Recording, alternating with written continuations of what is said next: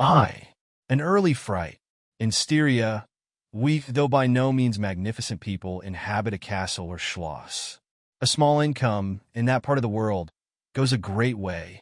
800 or 900 a year does wonders. Scantily enough, ours would have answered among wealthy people at home. My father is English, and I bear an English name, although I never saw England.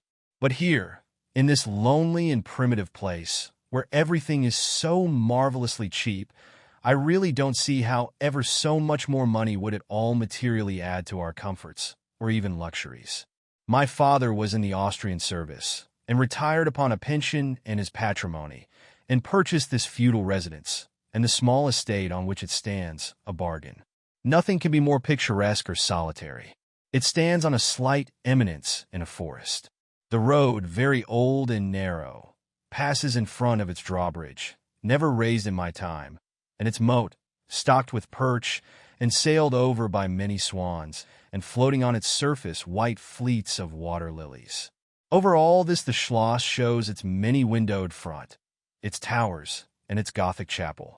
The forest opens in an irregular and very picturesque glade before its gate, and at the right a steep Gothic bridge carries the road over a stream that winds in deep shadow through the wood.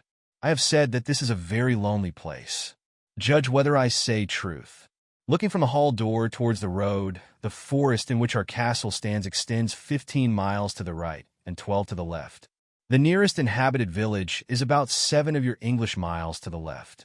The nearest inhabited schloss of any historic associations is that of old General Spielsdorf, nearly 20 miles away to the right. I have said the nearest inhabited village because there is only 3 miles westward, that is to say in the direction of General Spielsdorf Schloss, a ruined village with its quaint little church, now roofless, in the aisle of which are the moldering tombs of the proud family of Karnstein, now extinct, who once owned the equally desolate chateau, which, in the thick of the forest, overlooks the silent ruins of the town. Respecting the cause of the desertion of this striking and melancholy spot, there is a legend which I shall relate to you another time. I must tell you now how very small is the party who constitute the inhabitants of our castle.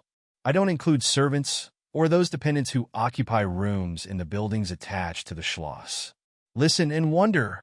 My father, who is the kindest man on earth, but growing old, and I, at the date of my story, only 19. 8 years have passed since then.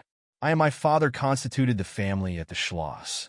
My mother, a Styrian lady, died in my infancy, but I had a good-natured governess who had been with me from, I might almost say, my infancy. I could not remember the time when her fat, benignant face was not a familiar picture in my memory. This was Madame Predating, a native of Bern, whose care and good nature now in part supplied to me the loss of my mother, whom I do not even remember, so early I lost her. She made a third at our little dinner party. There was a fourth, Mademoiselle de La Fontaine, a lady such as you term, I believe, a finishing governess. She spoke French and German, Madame Predating French and broken English, to which my father and I added English, which, partly to prevent its becoming a lost language among us, and partly from patriotic motives, we spoke every day.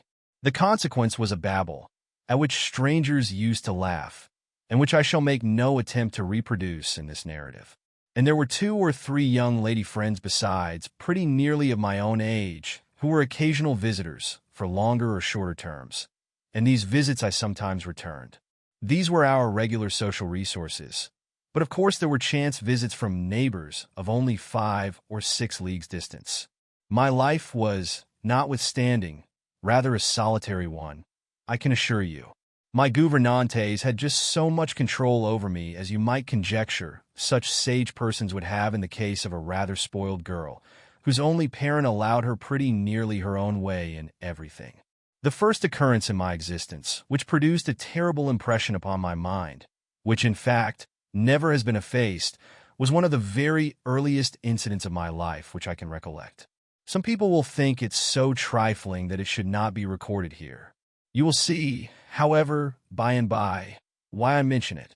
The nursery, as it was called, though I had it all to myself, was a large room in the upper story of the castle, with a steep oak roof. I can't have been more than 6 years old, when one night I awoke and looking round the room from my bed, failed to see the nursery maid. Neither was my nurse there, and I thought myself alone. I was not frightened, for I was one of those happy children who were studiously kept in ignorance of ghost stories, of fairy tales, and of all such lore as makes us cover up our heads when the door cracks suddenly, or the flicker of an expiring candle makes the shadow of a bedpost dance upon the wall, nearer to our faces. I was vexed and insulted at finding myself, as I conceived, neglected, and I began to whimper, preparatory to a hearty bout of roaring, when to my surprise, I saw a solemn but very pretty face looking at me from the side of the bed. It was that of a young lady who was kneeling, with her hands under the coverlet. I looked at her with a kind of pleased wonder, and ceased whimpering.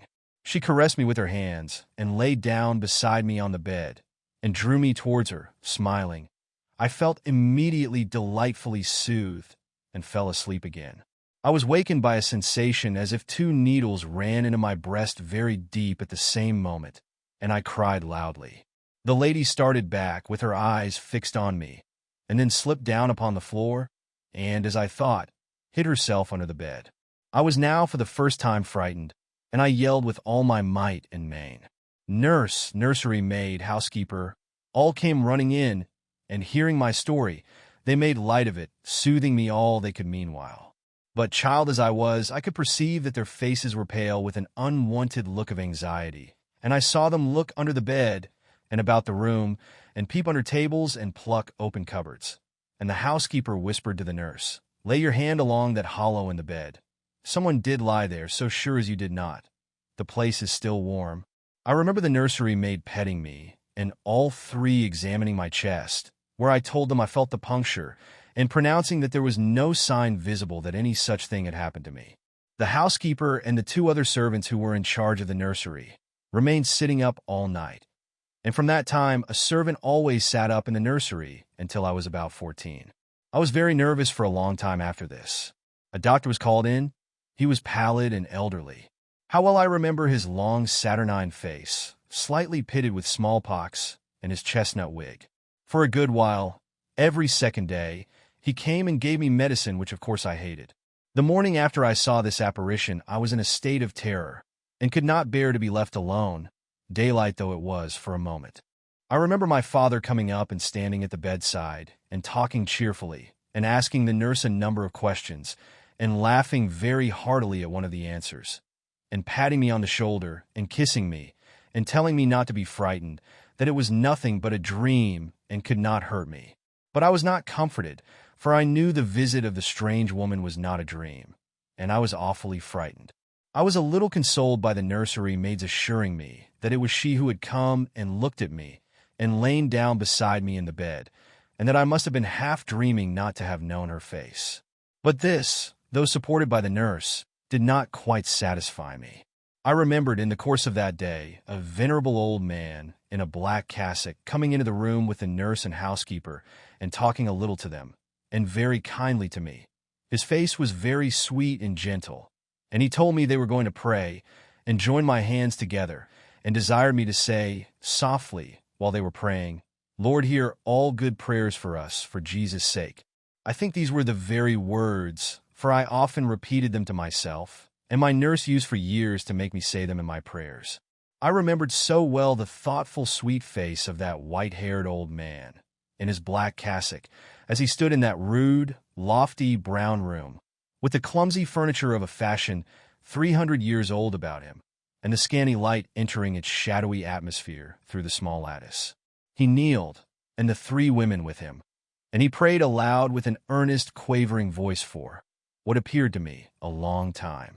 I forget all my life preceding that event, and for some time after it is all obscure also, but the scenes I have just described stand out vivid as the isolated pictures of the phantasmagoria surrounded by darkness. 2. A guest. I am now going to tell you something so strange that it will require all your faith in my veracity to believe my story. It is not only true, nevertheless, but truth of which I have been an eyewitness. It was a sweet summer evening, and my father asked me, as he sometimes did, to take a little ramble with him along that beautiful forest vista which I have mentioned as lying in front of the Schloss. General Spielsdorf cannot come to us so soon as I had hoped, said my father as we pursued our walk. He was to have paid us a visit of some weeks, and we had expected his arrival next day. He was to have brought with him a young lady, his niece and ward, Mademoiselle Rainfelt, whom I had never seen, but whom I had heard described as a very charming girl, and in whose society I had promised myself many happy days. I was more disappointed than a young lady living in a town or a bustling neighborhood can possibly imagine. This visit, and the new acquaintance it promised, had furnished my daydream for many weeks. "And how soon does he come?" I asked. "Not till autumn. Not for 2 months, I dare say," he answered. "And I am very glad now, dear, that you never knew Mademoiselle Rainfelt." "And why?" I asked, both mortified and curious.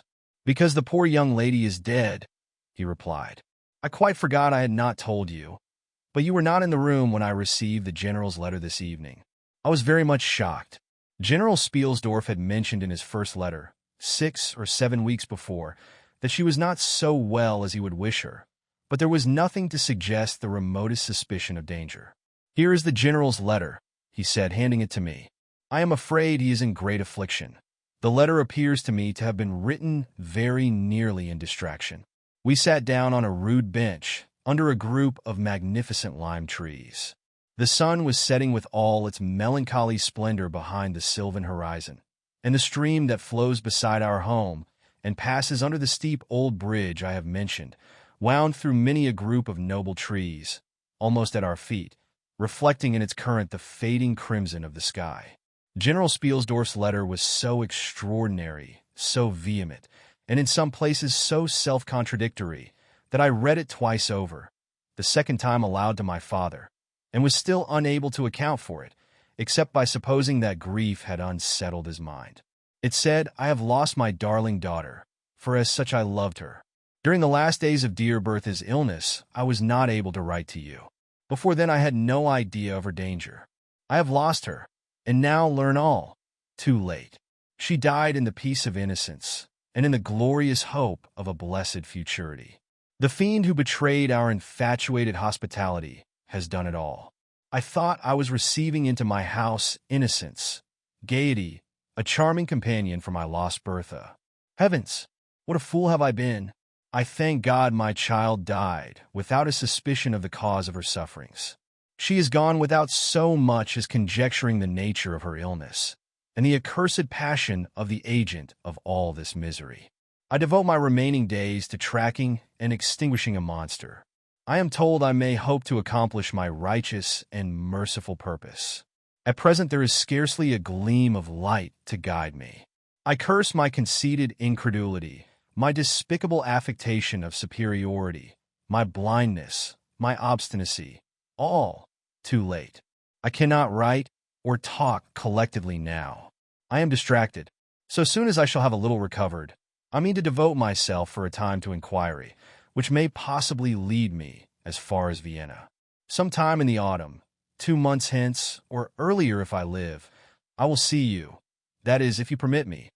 I will then tell you all that I scarce dare put upon paper now. Farewell. Pray for me, dear friend." In these terms ended this strange letter. Though I had never seen Bertha Rainfelt, my eyes filled with tears at the sudden intelligence. I was startled, as well as profoundly disappointed. The sun had now set, and it was twilight by the time I had returned the General's letter to my father. It was a soft, clear evening, and we loitered, speculating upon the possible meanings of the violent and incoherent sentences which I had just been reading. We had nearly a mile to walk before reaching the road that passes the Schloss in front, and by that time the moon was shining brilliantly.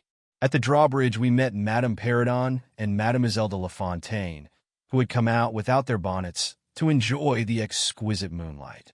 We heard their voices gabbling in animated dialogue as we approached. We joined them at the drawbridge, and turned about to admire with them the beautiful scene. The glade through which we had just walked lay before us. At our left the narrow road wound away under clumps of lordly trees, and was lost to sight amid the thickening forest. At the right the same road crosses the steep and picturesque bridge, near which stands a ruined tower which once guarded that pass, And beyond the bridge, an abrupt eminence rises, covered with trees, and showing in the shadows some gray ivy-clustered rocks. Over the sward and low grounds, a thin film of mist was stealing like smoke, marking the distances with a transparent veil. And here and there we could see the river faintly flashing in the moonlight. No softer, sweeter scene could be imagined. The news I had just heard made it melancholy, but nothing could disturb its character of profound serenity and the enchanted glory and vagueness of the prospect. My father, who enjoyed the picturesque, and I, stood looking in silence over the expanse beneath us. The two good governesses, standing a little way behind us, discoursed upon the scene, and were eloquent upon the moon. Madame Perrodon was fat, middle-aged, and romantic, and talked and sighed poetically. Mademoiselle de La Fontaine, in right of her father, who was a German, assumed to be psychological, metaphysical, and something of a mystic, now declared that when the moon shone with a light so intense, it was well known that it indicated a special spiritual activity. The effect of the full moon in such a state of brilliancy was manifold. It acted on dreams, it acted on lunacy, it acted on nervous people. It had marvelous physical influences connected with life.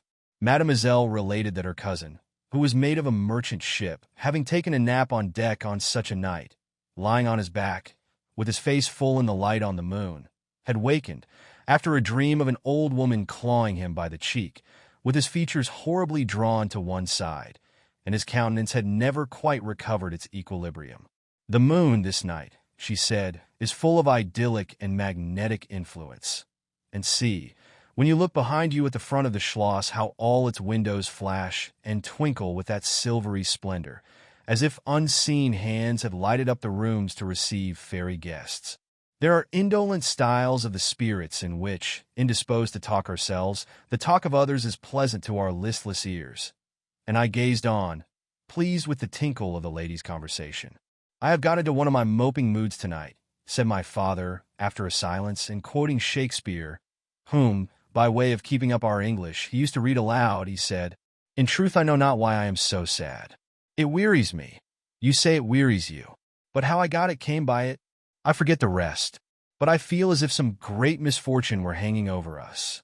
I suppose the poor General's afflicted letter has had something to do with it." At this moment, the unwonted sound of carriage wheels and many hoofs upon the road arrested our attention. They seemed to be approaching from the high ground overlooking the bridge, and very soon the equipage emerged from that point. 2 horsemen first crossed the bridge. Then came a carriage drawn by 4 horses, and 2 men rode behind. It seemed to be the traveling carriage of a person of rank, and we were all immediately absorbed in watching that very unusual spectacle. It became, in a few moments, greatly more interesting, for just as the carriage had passed the summit of the steep bridge, one of the leaders, taking fright, communicated his panic to the rest, and after a plunge or two, the whole team broke into a wild gallop together, and dashing between the horsemen who rode in front, came thundering along the road towards us with the speed of a hurricane. The excitement of the scene was made more painful by the clear, long-drawn screams of a female voice from the carriage window. We all advanced in curiosity and horror, me rather in silence, the rest with various ejaculations of terror. Our suspense did not last long. Just before you reach the castle drawbridge on the route they were coming, there stands by the roadside a magnificent lime tree. On the other stands an ancient stone cross, at sight of which the horses, now going at a pace that was perfectly frightful, swerved so as to bring the wheel over the projecting roots of the tree. I knew what was coming. I covered my eyes, unable to see it out, and turned my head away. At the same moment, I heard a cry from my lady friends, who had gone on a little. Curiosity opened my eyes, and I saw a scene of utter confusion. 2 of the horses were on the ground. The carriage lay upon its side with 2 wheels in the air.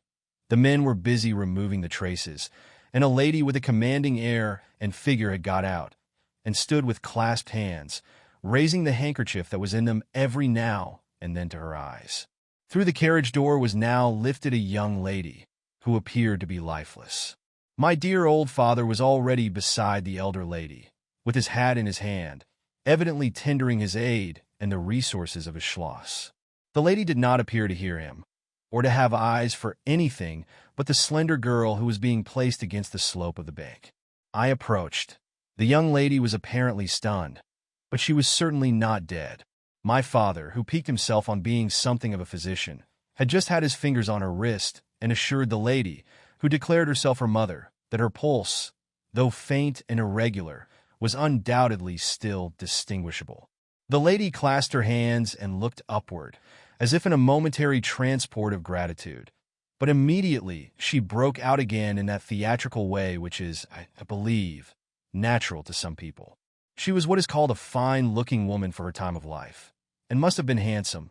She was tall, but not thin, and dressed in black velvet, and looked rather pale, but with a proud and commanding countenance, though now agitated strangely. Who was ever being so born to calamity? I heard her say, with clasped hands, as I came up, "Here am I, on a journey of life and death, in prosecuting which to lose an hour is possibly to lose all. My child will not have recovered sufficiently to resume her route, for who can say how long? I must leave her.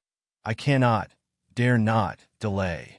How far on, sir, can you tell, is the nearest village?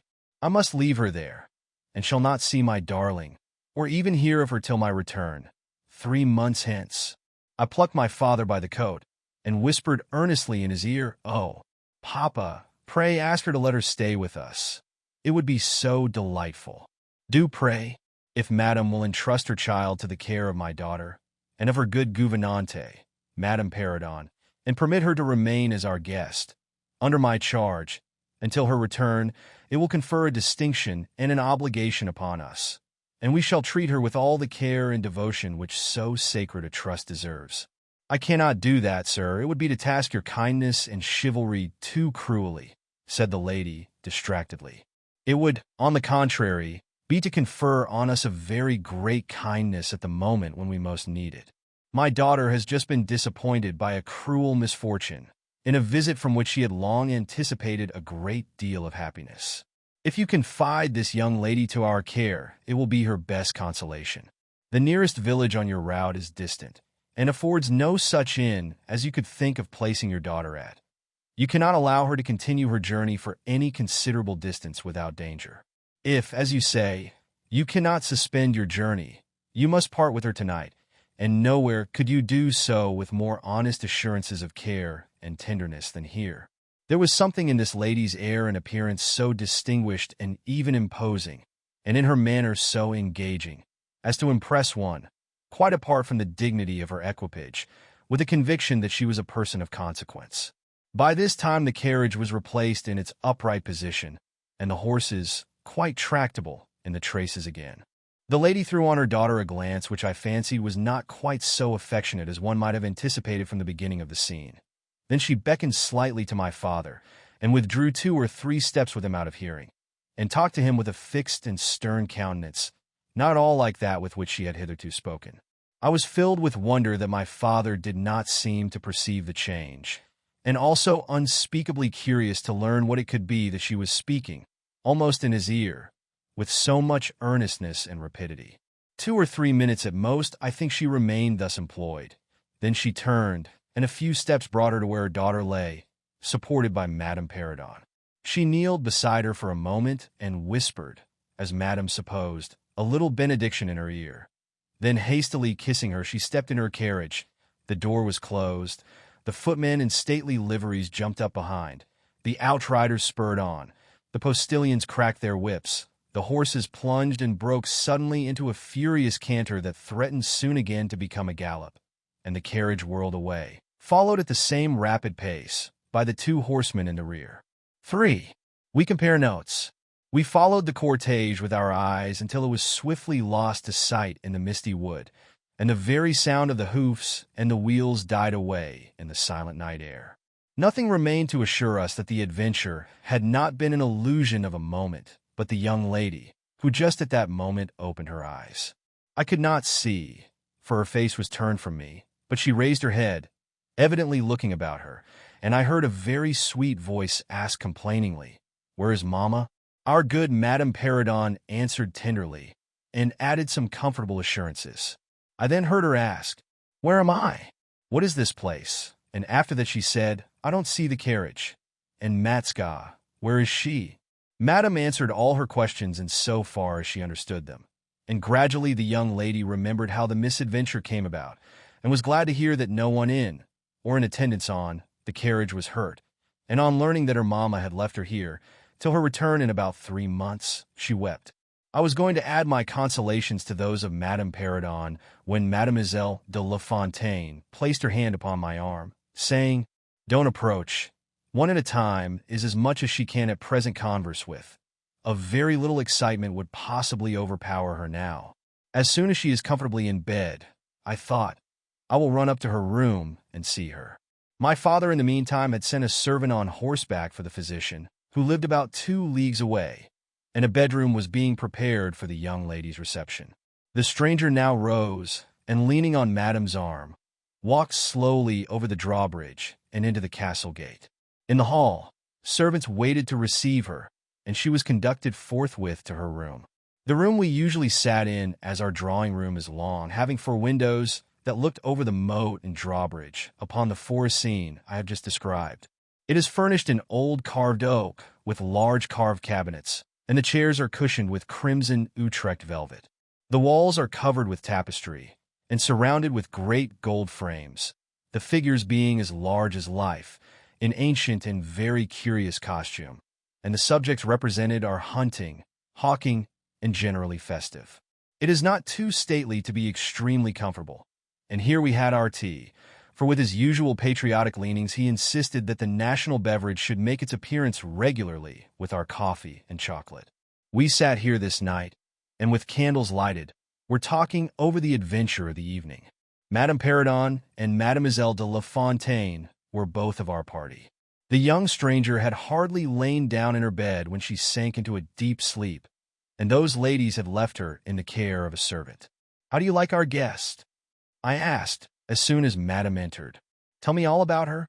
"I like her extremely," answered Madame. "She is, I almost think, the prettiest creature I ever saw, about your age, and so gentle and nice." "She is absolutely beautiful," threw in Mademoiselle, who had peeped for a moment into the stranger's room.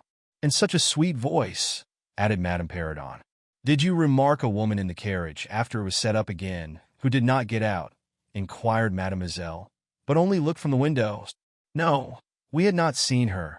Then she described a hideous black woman, with a sort of colored turban on her head, and who was gazing all the time from the carriage window, nodding and grinning derisively towards the ladies, with gleaming eyes and large white eyeballs, and her teeth set as if in fury.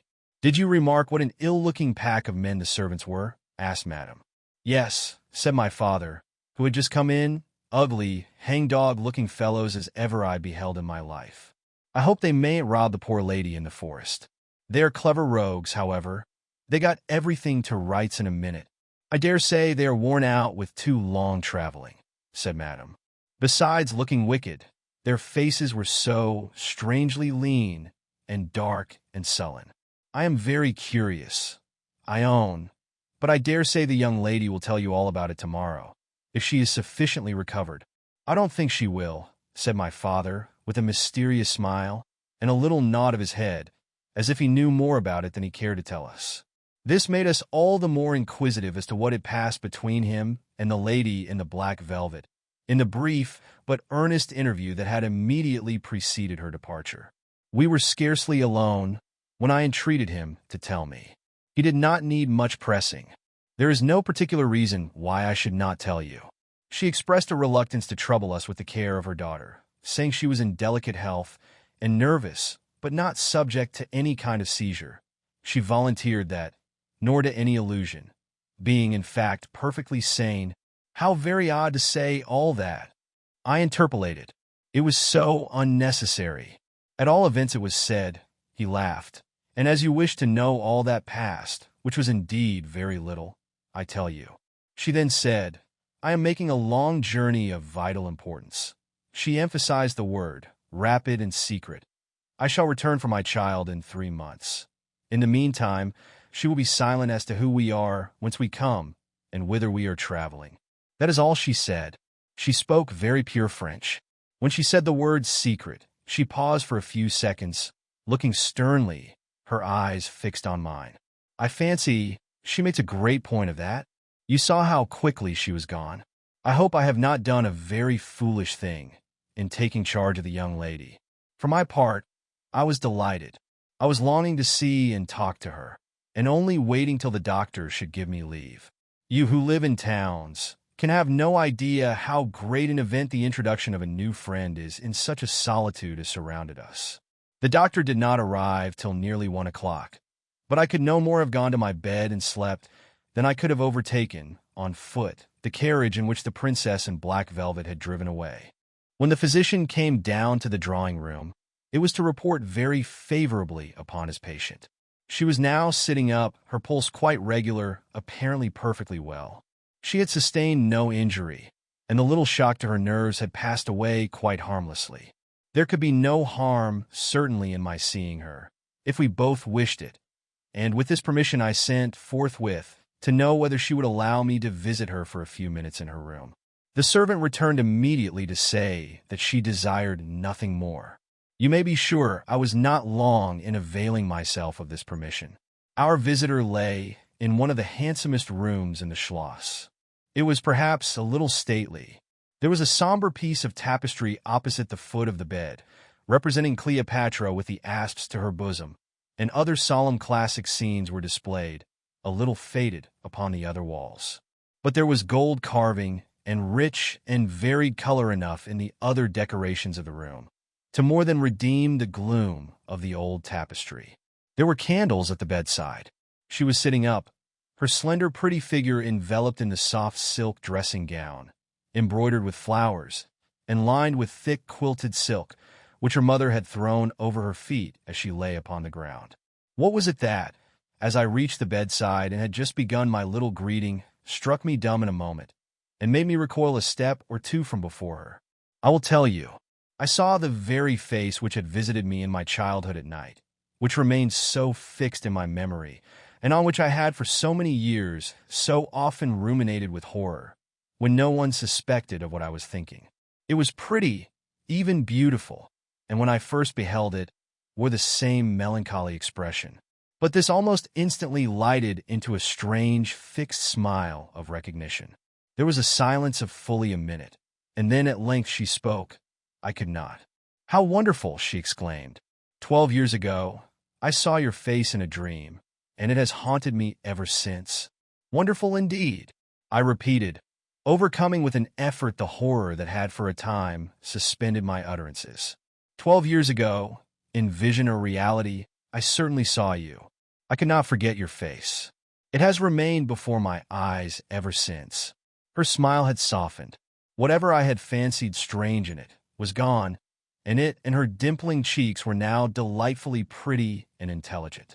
I felt reassured, and continued more in the vein which hospitality indicated, to bid her welcome, and to tell her how much pleasure her accidental arrival had given us all, and especially what a happiness it was to me. I took her hand as I spoke. I was a little shy, as lonely people are, but the situation made me eloquent, and even bold. She pressed my hand, she laid hers upon it, and her eyes glowed, as, looking hastily into mine, she smiled again and blushed. She answered my welcome very prettily. I sat down beside her, still wondering, and she said, I must tell you my vision about you. It is so very strange that you and I should have had, each of the other, so vivid a dream, that each should have seen, I you and you me, looking as we do now, when of course we both were mere children. I was a child about 6 years old, and I awoke from a confused and troubled dream, and found myself in a room, unlike my nursery, wainscoted clumsily in some dark wood, and with cupboards and bedsteads and chairs and benches placed about it. The beds were, I thought, all empty, and the room itself without anyone but myself in it. And I, after looking about me for some time, and admiring especially an iron candlestick with 2 branches, which I should certainly know again, crept under one of the beds to reach the window. But as I got from under the bed, I heard someone crying, and looking up while I was still upon my knees, I saw you, most assuredly you, as I see you now, a beautiful young lady, with golden hair and large blue eyes. And lips, your lips, you as you are here. Your looks won me. I climbed on the bed and put my arms about you, and I think we both fell asleep. I was aroused by a scream. You were sitting up screaming.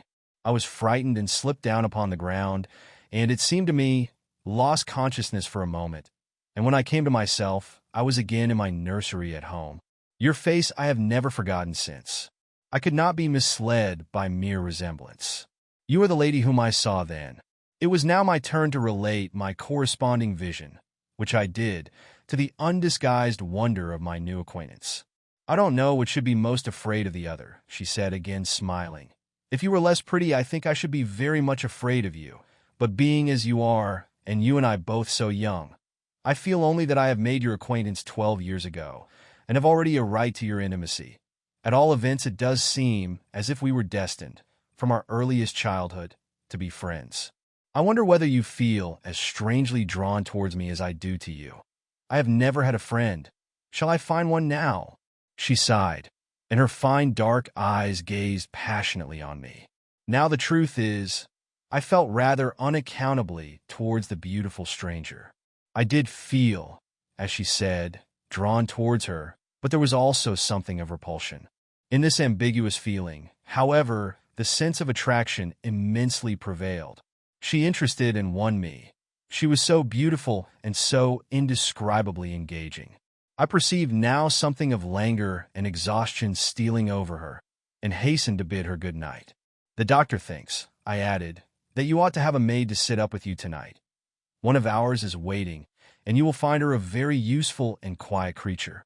How kind of you, but I could not sleep. I never could with an attendant in the room. I shan't require any assistance. And, shall I confess my weakness? I am haunted with a terror of robbers. Our house was robbed once, and 2 servants murdered, so I always lock my door. It has become a habit, and you look so kind I know you will forgive me. I see there is a key in the lock. She held me close in her pretty arms for a moment and whispered in my ear, Good night, darling, it is very hard to part with you. But good night. Tomorrow, but not early, I shall see you again. She sank back on the pillow with a sigh, and her fine eyes followed me with a fond and melancholy gaze, and she murmured again, Good night, dear friend. Young people like, and even love, on impulse. I was flattered by the evident, though as yet undeserved, fondness she showed me. I liked the confidence with which she at once received me. She was determined that we should be very near friends. Next day came, and we met again. I was delighted with my companion, that is to say, in many respects. Her looks lost nothing in daylight. She was certainly the most beautiful creature I had ever seen, and the unpleasant remembrance of the face presented in my early dream had lost the effect of the first unexpected recognition. She confessed that she had experienced a similar shock on seeing me, and precisely the same faint antipathy that had mingled with my admiration of her. We now laughed together over our momentary horrors. 4. Her habits. A saunter. I told you that I was charmed with her in most particulars. There were some that did not please me so well. She was above the middle height of women. I shall begin by describing her. She was slender and wonderfully graceful, except that her movements were languid, very languid. Indeed, there was nothing in her appearance to indicate an invalid. Her complexion was rich and brilliant.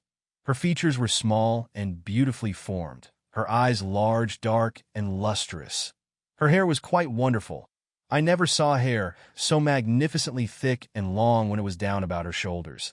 I have often placed my hands under it and laughed with wonder at its weight. It was exquisitely fine and soft, and in color a rich, very dark brown, with something of gold. I loved to let it down, tumbling with its own weight. As, in her room, she lay back in her chair talking in her sweet low voice, I used to fold and braid it, and spread it out and play with it. Heavens! If I had but known all! I said there were particulars which did not please me. I have told you that her confidence won me the first night I saw her, but I found that she exercised with respect to herself, her mother, her history, everything in fact connected with her life, plans, and people, an ever wakeful reserve. I dare say I was unreasonable, perhaps I was wrong, I dare say I ought to have respected the solemn injunction laid upon my father by the stately lady in black velvet. But curiosity is a restless and unscrupulous passion, and no one girl can endure, with patience, that hers should be baffled by another. What harm could it do anyone to tell me what I so ardently desired to know? Had she no trust in my good sense or honor? Why would she not believe me when I assured her, so solemnly, that I would not divulge one syllable of what she told me to any mortal breathing? There was a coldness, it seemed to me, beyond her years, in her smiling, melancholy, persistent refusal to afford me the least ray of light. I cannot say we quarreled upon this point, for she would not quarrel upon any. It was, of course, very unfair of me to press her, very ill-bred, but I really could not help it, and I might just as well have let it alone.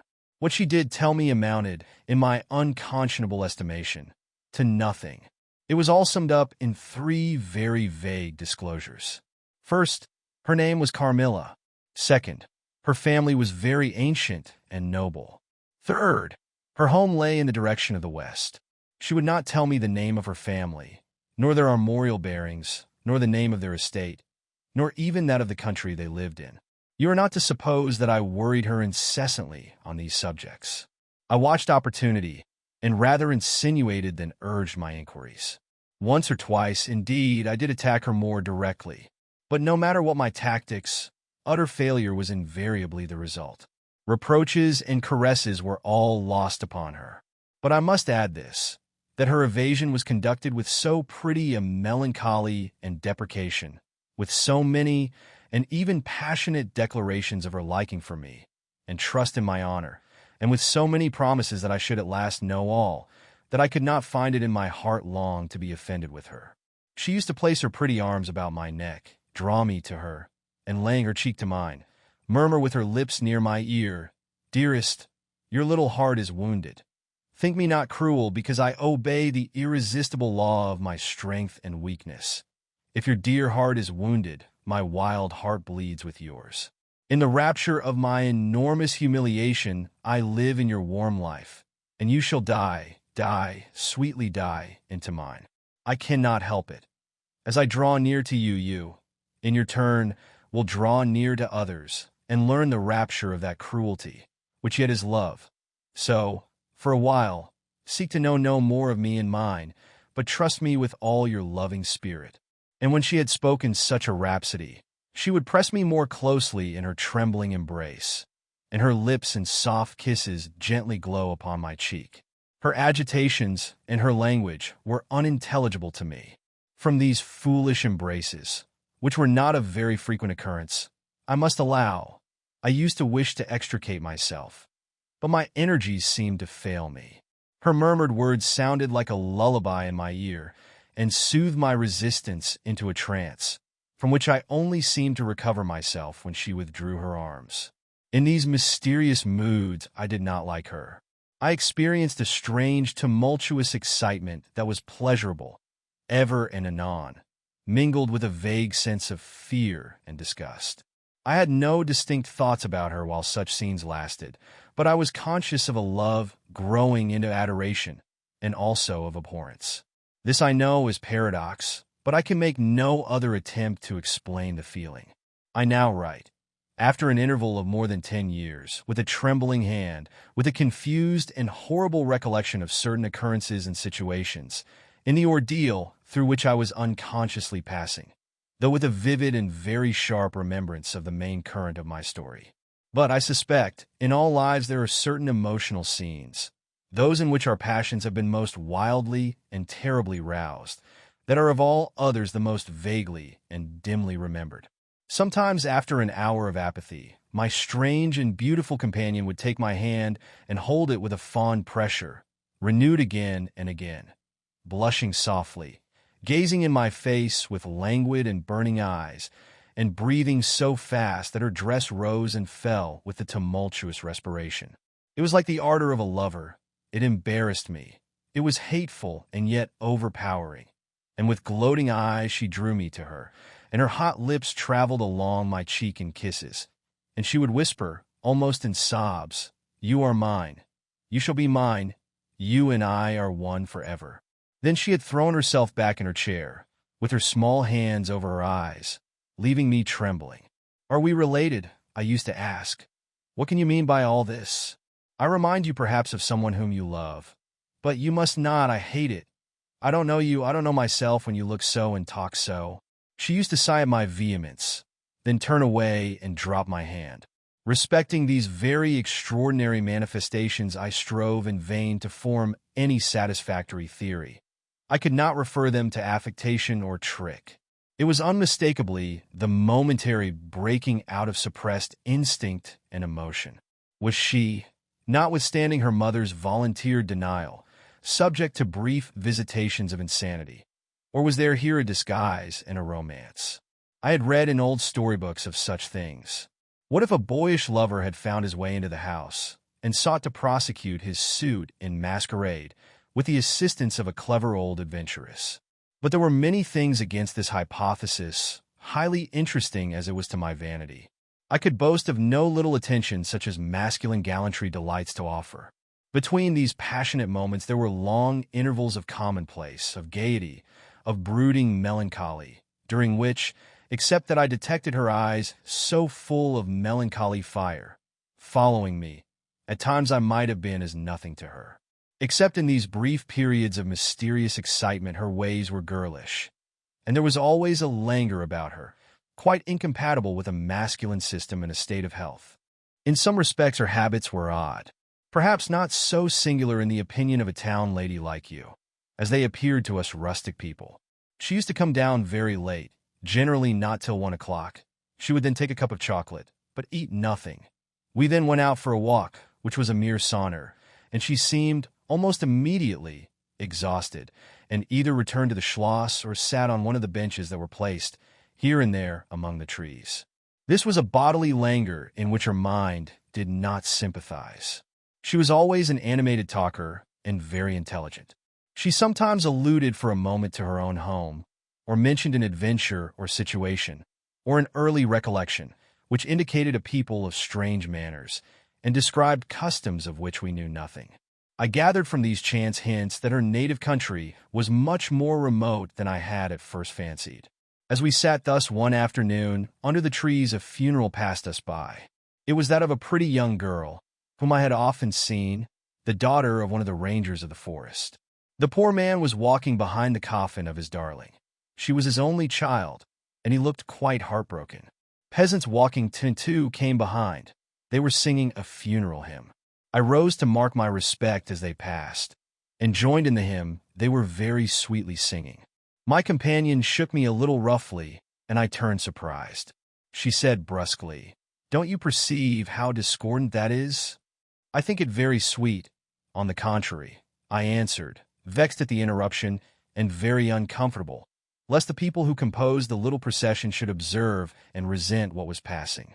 I resumed, therefore, instantly, and was again interrupted. "You pierce my ears," said Carmilla, almost angrily, and stopping her ears with her tiny fingers. "Besides, how can you tell that your religion and mine are the same? Your forms wound me, and I hate funerals. What a fuss! Why, you must die. Everyone must die, and all are happier when they do. Come home. My father has gone on with the clergyman to the churchyard. I thought you knew she was to be buried today." "She? I don't trouble my head about peasants. I don't know who she is," answered Carmilla, with a flash from her fine eyes. "She is the poor girl who fancied she saw a ghost a fortnight ago, and has been dying ever since, till yesterday when she expired. Tell me nothing about ghosts. I shan't sleep tonight if you do. I hope there is no plague or fever coming. All this looks very like it," I continued. "The swineherd's young wife died only a week ago, and she thought something seized her by the throat as she lay in her bed, and nearly strangled her. Papa says such horrible fancies do accompany some forms of fever. She was quite well the day before. She sank afterwards, and died before a week. Well, her funeral is over, I hope, and her hymn sung, and our ears shan't be tortured with that discord and jargon. It has made me nervous. Sit down here beside me. Sit close. Hold my hand. Press it harder. We had moved a little back, and had come to another seat. She sat down. Her face underwent a change that alarmed and even terrified me for a moment. It darkened and became horribly livid. Her teeth and hands were clenched, and she frowned and compressed her lips while she stared down upon the ground at her feet and trembled all over with a continued shudder as irrepressible as ague. All her energies seemed strained to suppress a fit, with which she was then breathlessly tugging. And at length a low convulsive cry of suffering broke from her, and gradually the hysteria subsided. "There! That comes of strangling people with hymns," she said at last. Hold me still. It is passing away." And so gradually it did. And perhaps to dissipate the somber impression which the spectacle had left upon me, she became unusually animated and chatty. And so we got home. This was the first time I had seen her exhibit any definable symptoms of that delicacy of health which her mother had spoken of. It was the first time, also, I had seen her exhibit anything like temper. Both passed away like a summer cloud, and never but once afterwards did I witness on her part a momentary sign of anger. I will tell you how it happened. She and I were looking out of one of the long drawing-room windows when there entered the courtyard, over the drawbridge, a figure of a wanderer whom I knew very well. He used to visit the Schloss generally twice a year. It was the figure of a hunchback with the sharp, lean features that generally accompany deformity. He wore a pointed black beard, and he was smiling from ear to ear, showing his white fangs.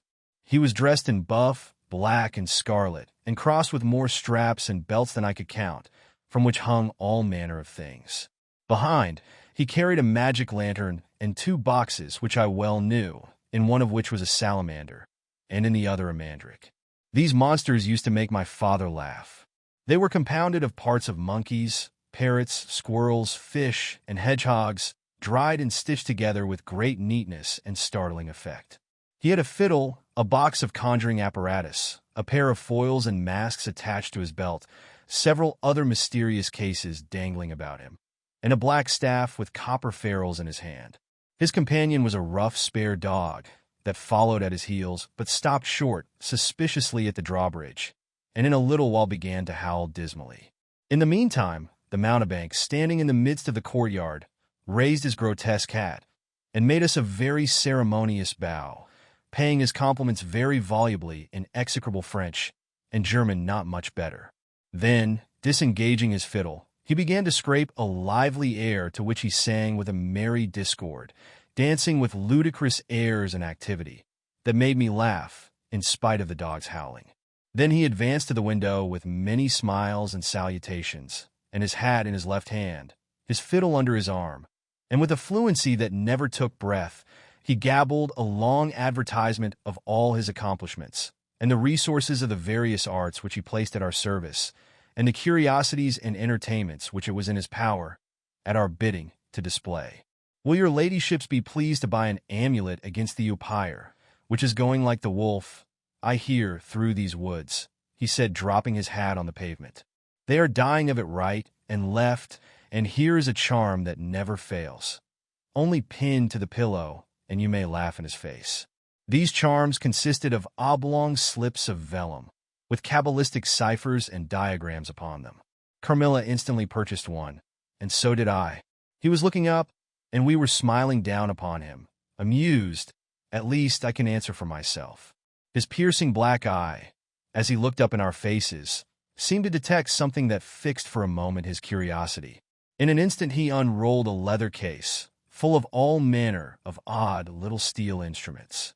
"See here, my lady," he said, displaying it and addressing me. "I profess, among other things less useful, the art of dentistry."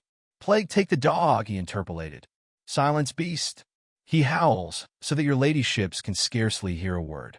Your noble friend, the young lady at your right, has the sharpest tooth, long, thin, pointed like a needle. Ha ha, with my sharp and long sight. As I look up, I have seen it distinctly. Now if it happens to hurt the young lady, and I think it must, here am I. Here are my file, my punch, my nippers. I will make it round and blunt, if her ladyship pleases, no longer the tooth of a fish, but of a beautiful young lady as she is. Hey, is the young lady displeased? Have I been too bold? Have I offended her?" The young lady, indeed, looked very angry as she drew back from the window. "How dares that mountebank insult us so? Where is your father? I shall demand redress from him." My father would have had the wretch tied up to the pump and flogged with a cart whip and burnt to the bones with the cattle brand. She retired from the window a step or two and sat down, and had hardly lost sight of the offender when her wrath subsided as suddenly as it had risen, and she gradually recovered her usual tone and seemed to forget the little hunchback and his follies. My father was out of spirits that evening. On coming in, he told us that there had been another case very similar to the two fatal ones which had lately occurred. The sister of a young peasant on his estate, only a mile away, was very ill, had been, as she described it, attacked very nearly in the same way, and was now slowly but steadily sinking. "All this," said my father, "is strictly referable to natural causes. These poor people infect one another with their superstitions, and so repeat in imagination the images of terror that have infested their neighbors. But that very circumstance frightens one horribly," said Carmilla. "How so?" inquired my father. "I am so afraid of fancying I see such things. I think it would be as bad as reality. We are in God's hands. Nothing can happen without his permission, and all will end well for those who love him. He is our faithful Creator. He has made us all, and will take care of us." "Creator?" "Nature," said the young lady in answer to my gentle father. "And this disease that invades the country is natural. Nature. All things proceed from nature, don't they? All things in the heaven, in the earth, and under the earth, act and live as nature ordains?" "I think so. The doctor said he would come here today," said my father, after a silence. "I want to know what he thinks about it, and what he thinks we had better do." "Doctors never did me any good," said Carmilla. "Then you have been ill?" I asked. "More ill than ever you were," she answered. "Long ago?" "Yes, a long time. I suffered from this very illness. But I forget all but my pain and weakness, and they were not so bad as are suffered in other diseases." "You were very young then?" "I dare say. Let us talk no more of it. You would not wound a friend?" She looked languidly in my eyes, and passed her arm round my waist lovingly, and led me out of the room. My father was busy over some papers near the window. "Why does your papa like to frighten us?" said the pretty girl with a sigh and a little shudder. "He doesn't, dear Carmilla. It is the very furthest thing from his mind. Are you afraid, dearest?" "I should be very much if I fancied there was any real danger of my being attacked, as those poor people were." "You are afraid to die?" "Yes, everyone is. But to die as lovers may, to die together, so that they may live together. Girls are caterpillars while they live in the world, to be finally butterflies when the summer comes. But in the meantime there are grubs and larvae, don't you see, each with their peculiar propensities, necessities, and structure. So says Monsieur Buffon in his big book in the next room." Later in the day the doctor came, and was closeted with Papa for some time. He was a skillful man of 60 and upwards. He wore powder, and shaved his pale face as smooth as a pumpkin. He and Papa emerged from the room together, and I heard Papa laugh and say as they came out, "Well, I do wonder at a wise man like you. What do you say to hippogriffs and dragons?" The doctor was smiling, and made answer, shaking his head, "Nevertheless, life and death are mysterious states, and we know little of the resources of either." And so they walked on, and I heard no more. I did not then know what the doctor had been broaching, but I think I guess it now. A wonderful likeness. This evening there arrived from Gratz the grave, dark-faced son of the picture cleaner, with a horse and cart laden with 2 large packing cases, having many pictures in each. It was a journey of 10 leagues, and whenever a messenger arrived at the Schloss from our little capital of Gratz, we used to crowd about him in the hall to hear the news. This arrival created in our secluded quarters quite a sensation. The cases remained in the hall, and the messenger was taken charge of by the servants till he had eaten his supper. Then with assistants, and armed with hammer, ripping chisel, and turns crew, he met us in the hall, where we had assembled to witness the unpacking of the cases.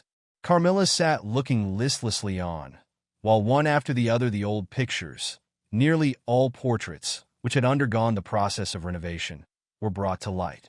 My mother was of an old Hungarian family, and most of these pictures, which were about to be restored to their places, had come to us through her. My father had a list in his hand, from which he read, as the artist rummaged out the corresponding numbers. I don't know that the pictures were very good, but they were undoubtedly very old, and some of them very curious also. They had, for the most part, the merit of being now seen by me, I may say, for the first time, for the smoke and dust of time had all but obliterated them. "There is a picture that I have not seen yet," said my father. "In one corner, at the top of it, is the name, as well as I could read, Marcia Karnstein, and the date 1698, and I am curious to see how it has turned out." I remembered it. It was a small picture, about 1.5 feet high and nearly square, without a frame, but it was so blackened by age that I could not make it out. The artist now produced it with evident pride. It was quite beautiful. It was startling. It seemed to live. It was the effigy of Carmilla. "Carmilla, dear, here is an absolute miracle. Here you are, living, smiling, ready to speak, in this picture. Isn't it beautiful, Papa? And see, even the little mole on her throat." My father laughed and said, "Certainly it is a wonderful likeness," but he looked away, and to my surprise seemed but little struck by it, and went on talking to the picture cleaner, who was also something of an artist, and discoursed with intelligence about the portraits or other works, which his art had just brought into light and color, while I was more and more lost in wonder the more I looked at the picture. "Will you let me hang this picture in my room, Papa?" I asked. "Certainly, dear," said he, smiling. "I'm very glad you think it's so like. It must be prettier even than I thought it. If it is—" The young lady did not acknowledge this pretty speech, did not seem to hear it. She was leaning back in her seat, her fine eyes under their long lashes gazing on me in contemplation, and she smiled in a kind of rapture. "And now you can read quite plainly the name that is written in the corner. It is not Marcia. It looks as if it was done in gold. The name is Mircalla, Countess Karnstein, and this is a little coronet over and underneath A.D. 1698. I am descended for the Karnsteins. That is, Mamma was—" "Ah," said the lady languidly. "So am I think, of very long descent, very ancient. Are there any Karnsteins living now?" "None who bear the name, I believe. The family were ruined, I believe, in some civil wars long ago, but the ruins of the castle are only about 3 miles away." "How interesting," she said languidly. "But see what beautiful moonlight." She glanced through the hall door, which stood a little open. "Suppose you take a little ramble round the court and look down at the road and river." "It is so like the night you came to us," I said. She sighed, smiling. She rose, and each with her arm about the other's waist, we walked out upon the pavement. In silence, slowly we walked down to the drawbridge, where the beautiful landscape opened before us. "And so you were thinking of the night I came here?" she almost whispered. "Are you glad I came?" "Delighted, dear Carmilla," I answered. "And you asked for the picture you think like me, to hang in your room," she murmured with a sigh, as she drew her arm closer about my waist and let her pretty head sink upon my shoulder. "How romantic you are, Carmilla," I said. "Whenever you tell me your story, it will be made up chiefly of some one great romance." She kissed me silently. "I am sure, Carmilla, you have been in love, that there is, at this moment, an affair of the heart going on." "I have been in love with no one, and never shall," she whispered, "unless it should be with you." How beautiful she looked in the moonlight! Shy and strange was the look with which she quickly hid her face in my neck and hair, with tumultuous eyes that seemed almost a sob, and pressed in mine a hand that trembled. Her soft cheek was glowing against mine. "Darling, darling," she murmured, "I live in you. And you would die for me? I love you so." I started from her. She was gazing on me with eyes from which all fire, all meaning had flown, and a face colorless and apathetic. "Is there a chill in the air, dear?" she said drowsily. "I almost shiver. Have I been dreaming? Let us come in. Come, come, come in. You look ill, Carmilla, a little faint." "You certainly must take some wine," I said. "Yes, I will. I'm better now. I shall be quite well in a few minutes." "Yes, do give me a little wine," answered Carmilla, as we approached the door. "Let us look again for a moment. It is the last time, perhaps, I shall see the moonlight with you. How do you feel now, dear Carmilla? Are you really better?" I asked. I was beginning to take alarm, lest she should have been stricken with the strange epidemic that they said had invaded the country about us. Papa would be grieved beyond measure, I added, if he thought you were ever so little ill, without immediately letting us know. We have a very skillful doctor near us, the physician who was with Papa today. I'm sure he is. I know how kind you all are. But, dear child, I am quite well again. There is nothing ever wrong with me, but a little weakness. People say I am languid. I am incapable of exertion. I can scarcely walk as far as a child of 3 years old, and every now and then the little strength I have falters, and I become as you have just seen me. But after all I am very easily set up again. In a moment I am perfectly myself. See how I have recovered. So, indeed, she had, and she and I talked a great deal, and very animated she was. And the remainder of that evening passed without any recurrence of what I called her infatuations. I mean her crazy talk and looks which embarrassed, and even frightened me.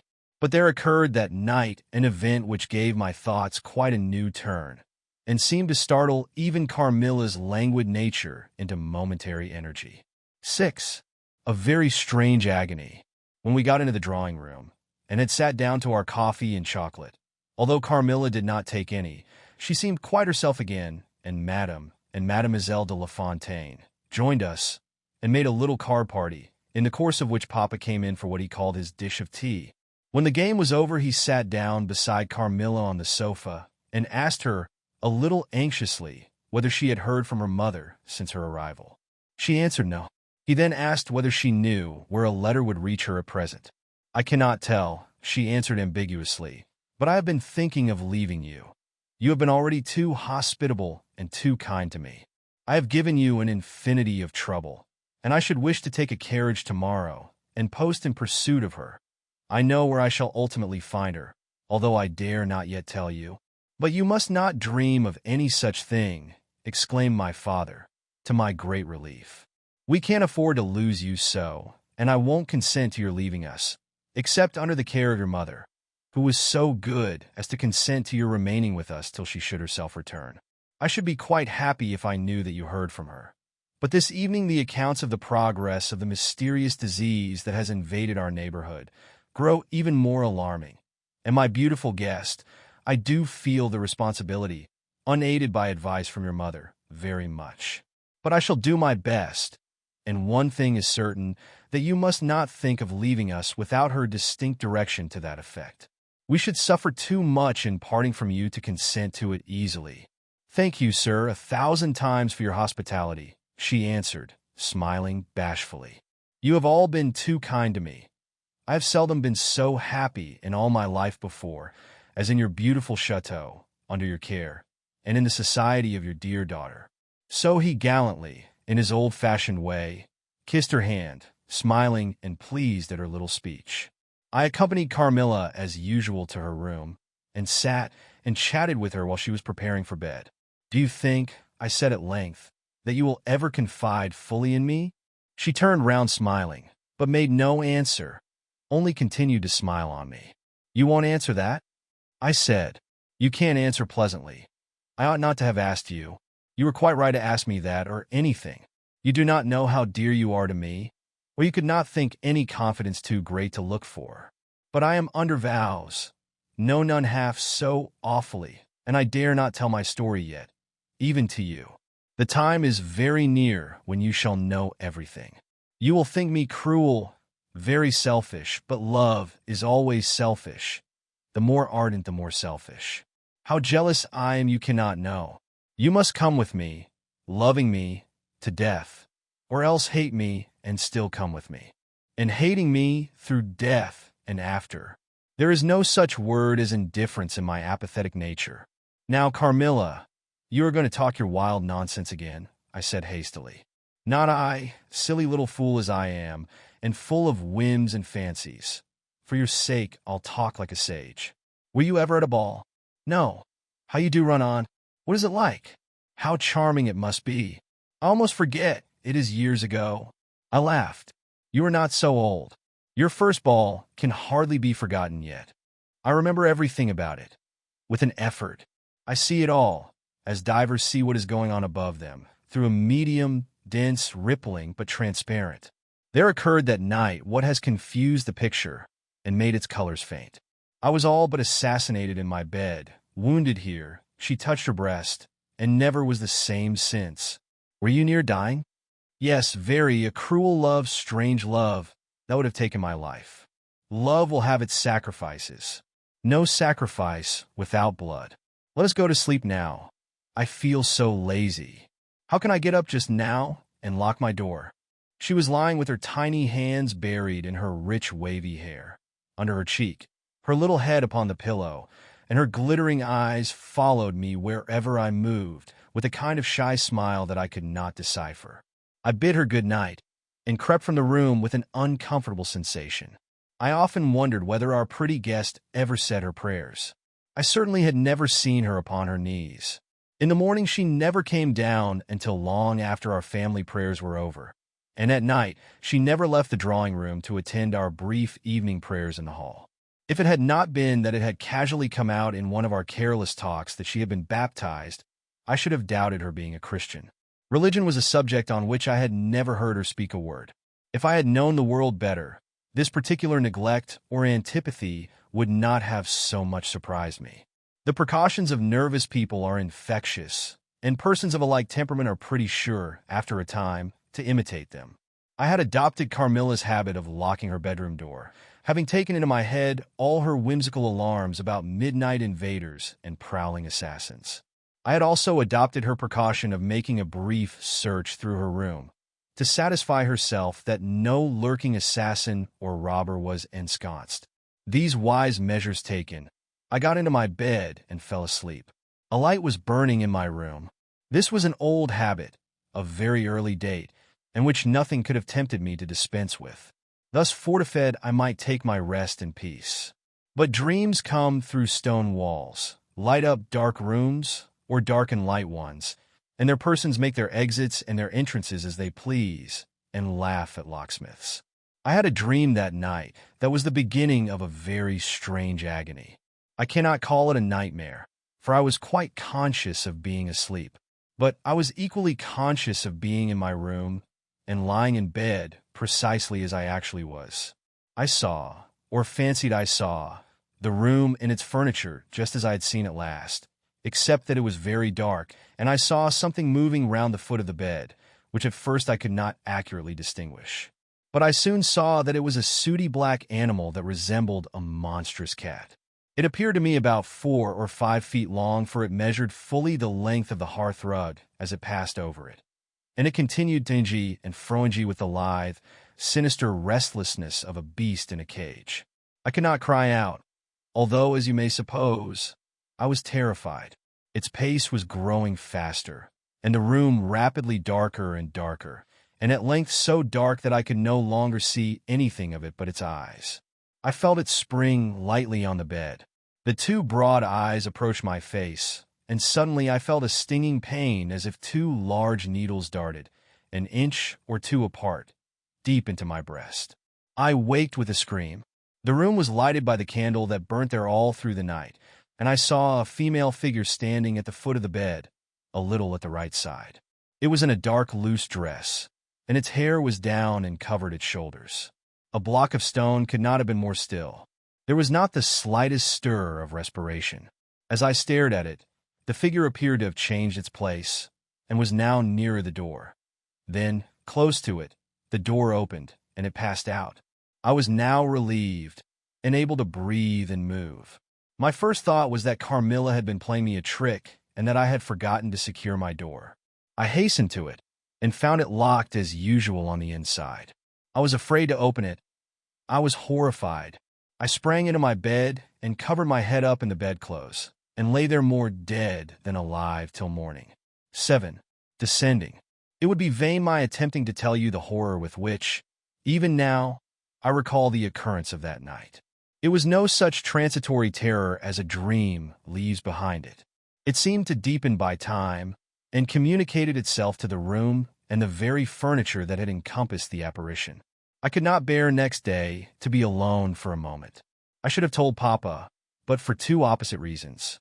At one time, I thought he would laugh at my story, and I could not bear its being treated as a jest. And at another, I thought he might fancy that I had been attacked by the mysterious complaint which had invaded our neighborhood. I had myself no misgiving of the kind, and as he had been rather an invalid for some time, I was afraid of alarming him. I was comfortable enough with my good-natured companions, Madame Perrodon and the vivacious Mademoiselle La Fontaine. They both perceived that I was out of spirits and nervous, and at length I told them what lay so heavy at my heart. Mademoiselle laughed, but I fancied that Madame Perrodon looked anxious. "By the by," said Mademoiselle, laughing, "the long lime tree walk behind Carmilla's bedroom window is haunted." "Nonsense!" exclaimed Madame, who probably thought the theme rather inopportune. "And who tells that story, my dear?" "Martin says that he came up twice, when the old yard gate was being repaired, before sunrise, and twice saw the same female figure walking down the lime tree avenue." "So he well might, as long as there are cows to milk in the river fields," said Madame. "I dare say.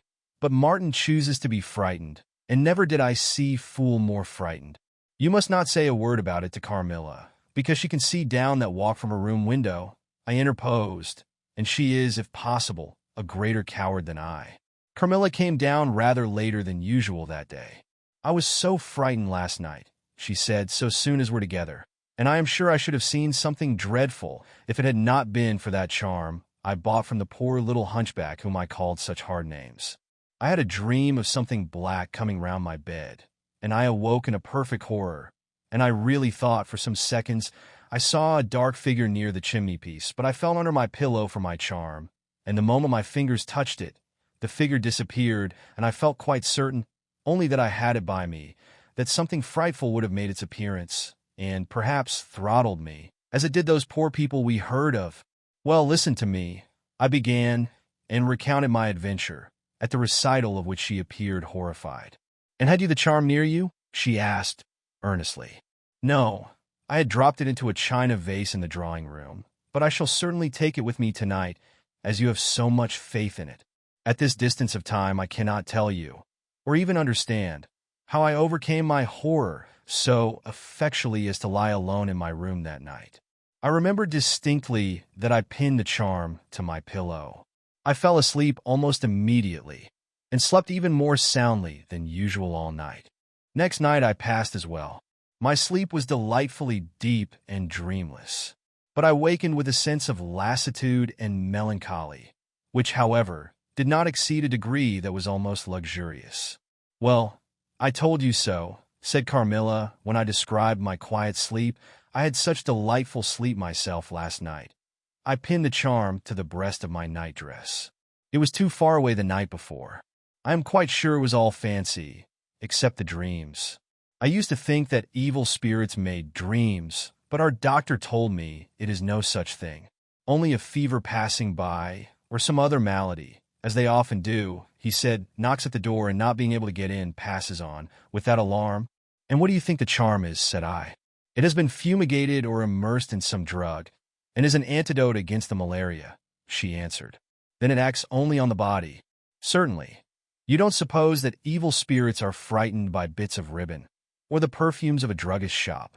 "No. These complaints, wandering in the air, begin by trying the nerves, and so infect the brain, but before they can seize upon you, the antidote repels them. That, I am sure, is what the charm has done for us. It is nothing magical, it is simply natural. I should have been happier if I could have quite agreed with Carmilla, but I did my best, and the impression was a little losing its force. For some nights I slept profoundly, but still every morning I felt the same lassitude, and a languor weighed upon me all day. I felt myself a changed girl. A strange melancholy was stealing over me, a melancholy that I would not have interrupted. Dim thoughts of death began to open, and an idea that I was slowly sinking took gentle and, somehow, not unwelcome possession of me. If it was sad, the tone of mind which this induced was also sweet. Whatever it might be, my soul acquiesced in it. I would not admit that I was ill. I would not consent to tell my papa, or to have the doctor sent for. Carmilla became more devoted to me than ever, and her strange paroxysms of languid adoration more frequent. She used to gloat on me with increasing ardor the more my strength and spirits waned. This always shocked me like a momentary glare of insanity. Without knowing it, I was now in a pretty advanced stage of the strangest illness under which mortal ever suffered. There was an unaccountable fascination in its earlier symptoms that more than reconciled me to the incapacitating effect of that stage of the malady. This fascination increased for a time, until it reached a certain point, when gradually a sense of the horrible mingled itself with it, deepening, as you shall hear, until it discolored and perverted the whole state of my life. The first change I experienced was rather agreeable. It was very near the turning point from which began the descent of Avernus. Certain vague and strange sensations visited me in my sleep. The prevailing one was of that pleasant, peculiar cold thrill which we feel in bathing, when we move against the current of a river. This was soon accompanied by dreams that seemed interminable, and were so vague that I could never recollect their scenery and persons, or any one connected portion of their action. But they left an awful impression and a sense of exhaustion, as if I had passed through a long period of great mental exertion and danger. After all these dreams there remained on waking a remembrance of having been in a place very nearly dark, and of having spoken to people whom I could not see, and especially of one clear voice, of a female's, very deep, that spoke as if at a distance, slowly, and producing always the same sensation of indescribable solemnity and fear. Sometimes there came a sensation as if a hand was drawn softly along my cheek and neck. Sometimes it was as if warm lips kissed me, and longer and more lovingly as they reached my throat, but there the caress fixed itself. My heart beat faster. My breathing rose and fell rapidly and full drawn. A sobbing that rose into a sense of strangulation supervened and turned into a dreadful convulsion, in which my senses left me and I became unconscious. It was now 3 weeks since the commencement of this unaccountable state. My sufferings had, during the last week, told upon my appearance. I had grown pale, my eyes were dilated and darkened underneath, and the languor which I had long felt began to display itself in my countenance. My father asked me often whether I was ill, but, with an obstinacy which now seems to me unaccountable, I persisted in assuring him that I was quite well. In a sense this was true. I had no pain. I could complain of no bodily derangement. My complaint seemed to be one of the imagination, or the nerves, and, horrible as my sufferings were, I kept them, with a morbid reserve, very nearly to myself. It could not be that terrible complaint which the peasants called the opier, for I had now been suffering for 3 weeks, and they were seldom ill for much more than 3 days, when death put an end to their miseries. Carmilla complained of dreams and feverish sensations, but by no means of so alarming a kind as mine. I say that mine were extremely alarming. Had I been capable of comprehending my condition, I would have invoked aid and advice on my knees. The narcotic of an unsuspected influence was acting upon me, and my perceptions were benumbed. I'm going to tell you now of a dream that led immediately to an odd discovery. One night, instead of the voice I was accustomed to hear in the dark, I heard one, sweet and tender, and at the same time terrible, which said, "Your mother warns you to beware of the assassin." At the same time a light unexpectedly sprang up, and I saw Carmilla, standing near the foot of my bed, in her white nightdress, bathed, from her chin to her feet, in one great stain of blood. I wakened with a shriek, possessed with the one idea that Carmilla was being murdered. I remember springing from my bed, and my next recollection is that of standing on the lobby, crying for help. Madame and Mademoiselle came scurrying out of their rooms in alarm. A lamp burned always on the lobby, and seeing me, they soon learned the cause of my terror. I insisted on our knocking at Carmilla's door. Our knocking was unanswered. It soon became a pounding and an uproar. We shrieked her name, but all was vain. We all grew frightened, for the door was locked. We hurried back, in panic, to my room. There we rang the bell long and furiously. If my father's room had been at that side of the house, we would have called him up at once to our aid. But, alas! He was quite out of hearing. and to reach him involved an excursion for which we none of us had courage. Servants, however, soon came running up the stairs. I got on my dressing gown and slippers meanwhile, and my companions were already similarly furnished. Recognizing the voices of the servants on the lobby, we sallied out together, and having renewed, as fruitlessly, our summons at Carmilla's door, I ordered the men to force the lock. They did so, and we stood holding our lights aloft in the doorway and so stared into the room. We called her by name, but there was still no reply. We looked round the room. Everything was undisturbed. It was exactly in the state in which I had left it on bidding her good night. But Carmilla was gone. 8. Search. At sight of the room, perfectly undisturbed except for our violent entrance, we began to cool a little and soon recovered our senses sufficiently to dismiss the men. It had struck Mademoiselle that possibly Carmilla had been wakened by the uproar at her door, and in her first panic had jumped from her bed and hid herself in a press, or behind a curtain, from which she could not, of course, emerge until the major domo and his myrmidons had withdrawn. We now recommenced our search and began to call her name again. It was all to no purpose. Our perplexity and agitation increased. We examined the windows, but they were secured. I implored of Carmilla, if she had concealed herself, to play this cruel trick no longer, to come out and to end our anxieties. It was all useless. I was by this time convinced that she was not in the room, nor in the dressing room, the door of which was still locked on this side. She could not have passed it. I was utterly puzzled. Had Carmilla discovered one of those secret passages which the old housekeeper said were known to exist in the Schloss, although the tradition of their exact situation had been lost? A little time would, no doubt, explain all. Utterly perplexed as for the present we were. It was past 4 o'clock, and I preferred passing the remaining hours of darkness in Madame's room. Daylight brought no solution of the difficulty. The whole household, with my father at its head, was in a state of agitation next morning. Every part of the chateau was searched. The grounds were explored. No trace of the missing lady could be discovered.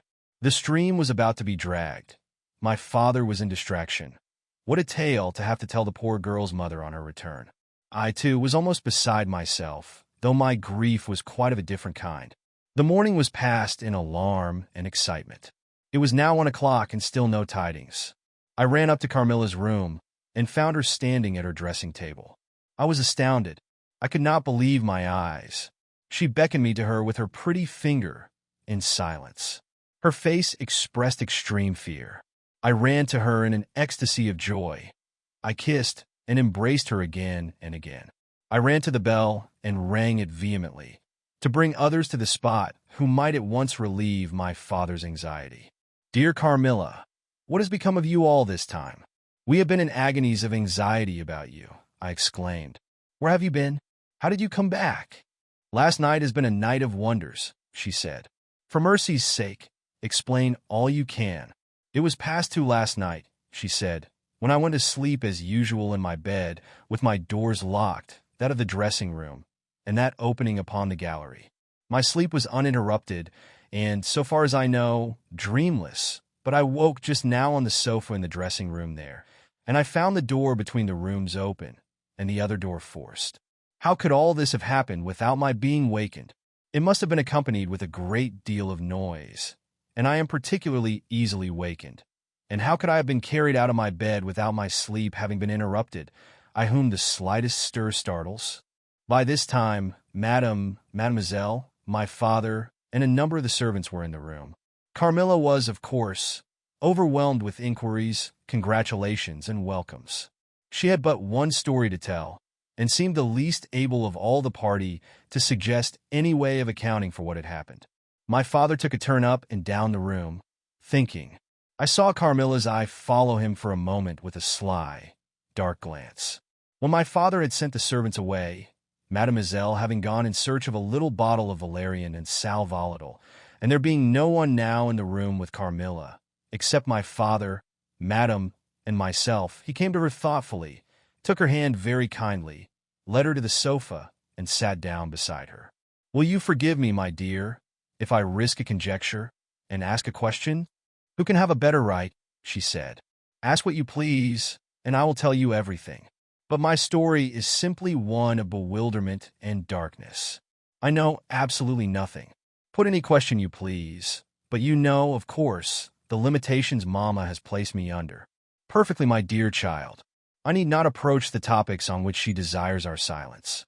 Now, the marvel of last night consists in your having been removed from your bed in your room without being wakened, and this removal having occurred apparently while the windows were still secured and the two doors locked upon the inside. I will tell you my theory and ask you a question. Carmilla was leaning on her hand dejectedly. Madam and I were listening breathlessly. Now my question is this. Have you ever been suspected of walking in your sleep? Never, since I was very young indeed. But you did walk in your sleep when you were young? Yes, I know I did. I have been told so often by my old nurse. My father smiled and nodded. Well, what has happened is this. You got up in your sleep, unlocked the door, not leaving the key, as usual, in the lock, but taking it out and locking it on the outside. You again took the key out and carried it away with you to some one of the 25 rooms on this floor, or perhaps upstairs or downstairs. There are so many rooms and closets, so much heavy furniture, and such accumulations of lumber, that it would require a week to search this old house thoroughly. Do you see now what I mean? I do, but not all, she answered. And how, Papa, do you account for her finding herself on the sofa in the dressing room, which we had searched so carefully? She came there after you had searched it, still in her sleep, and at last awoke spontaneously, and was as much surprised to find herself where she was as anyone else. I wish all mysteries were as easily and innocently explained as yours, Carmilla, he said, laughing. And so we may congratulate ourselves on the certainty that the most natural explanation of the occurrence is one that involves no drugging, no tampering with locks, no burglars or poisoners, or witches. Nothing that need alarm Carmilla, or anyone else, for our safety. Carmilla was looking charmingly. Nothing could be more beautiful than her tints. Her beauty was, I think, enhanced by that graceful languor that was peculiar to her. I think my father was silently contrasting her looks with mine, for he said, I wish my poor Laura was looking more like herself, and he sighed. So our alarms were happily ended, and Carmilla restored to her friends. 9. The doctor. As Carmilla would not hear of an attendant sleeping in her room, my father arranged that a servant should sleep outside her door, so that she would not attempt to make another such excursion without being arrested at her own door. That night passed quietly, and next morning early, the doctor, whom my father had sent for without telling me a word about it, arrived to see me. Madame accompanied me to the library, and there the grave little doctor, with white hair and spectacles, whom I mentioned before, was waiting to receive me. I told him my story, and as I proceeded he grew graver and graver. We were standing, he and I, in the recess of one of the windows, facing one another. When my statement was over, he leaned with his shoulders against the wall, and with his eyes fixed on me earnestly, with an interest in which was a dash of horror. After a minute's reflection, he asked Madame if he could see my father. He was sent for accordingly, and as he entered, smiling, he said, I dare say, Doctor, you are going to tell me that I am an old fool for having brought you here. I hope I am. But his smile faded in a shadow as the doctor, with a very grave face, beckoned him to him. He and the doctor talked for some time in the same recess where I had just conferred with the physician. It seemed an earnest and argumentative conversation. The room is very large, and I and Madame stood together, burning with curiosity, at the farther end. Not a word could we hear, however, for they spoke in a very low tone, and the deep recess of the window quite concealed the doctor from view, and very nearly my father, whose foot, arm, and shoulder only could we see, and the voices were, I suppose, all the less audible for the sort of closet which the thick wall and window formed. After a time my father's face looked into the room. It was pale, thoughtful, and, I fancied, agitated. Laura, dear, come here for a moment. Madam, we shan't trouble you, the doctor says, at present. Accordingly I approached, for the first time a little alarmed. For although I felt very weak, I did not feel ill, and strength, one always fancies, is a thing that may be picked up when we please. My father held out his hand to me, as I drew near, but he was looking at the doctor, and he said, It certainly is very odd. I don't understand it quite. Laura, come here, dear, Now attend to Dr. Spielsberg and recollect yourself. You mentioned a sensation like that of 2 needles piercing the skin, somewhere about your neck, on the night when you experienced your first horrible dream. Is there still any soreness? None at all, I answered. Can you indicate with your finger about the point at which you think this occurred? Very little below my throat. Here, I answered. I wore a morning dress, which covered the place I pointed to.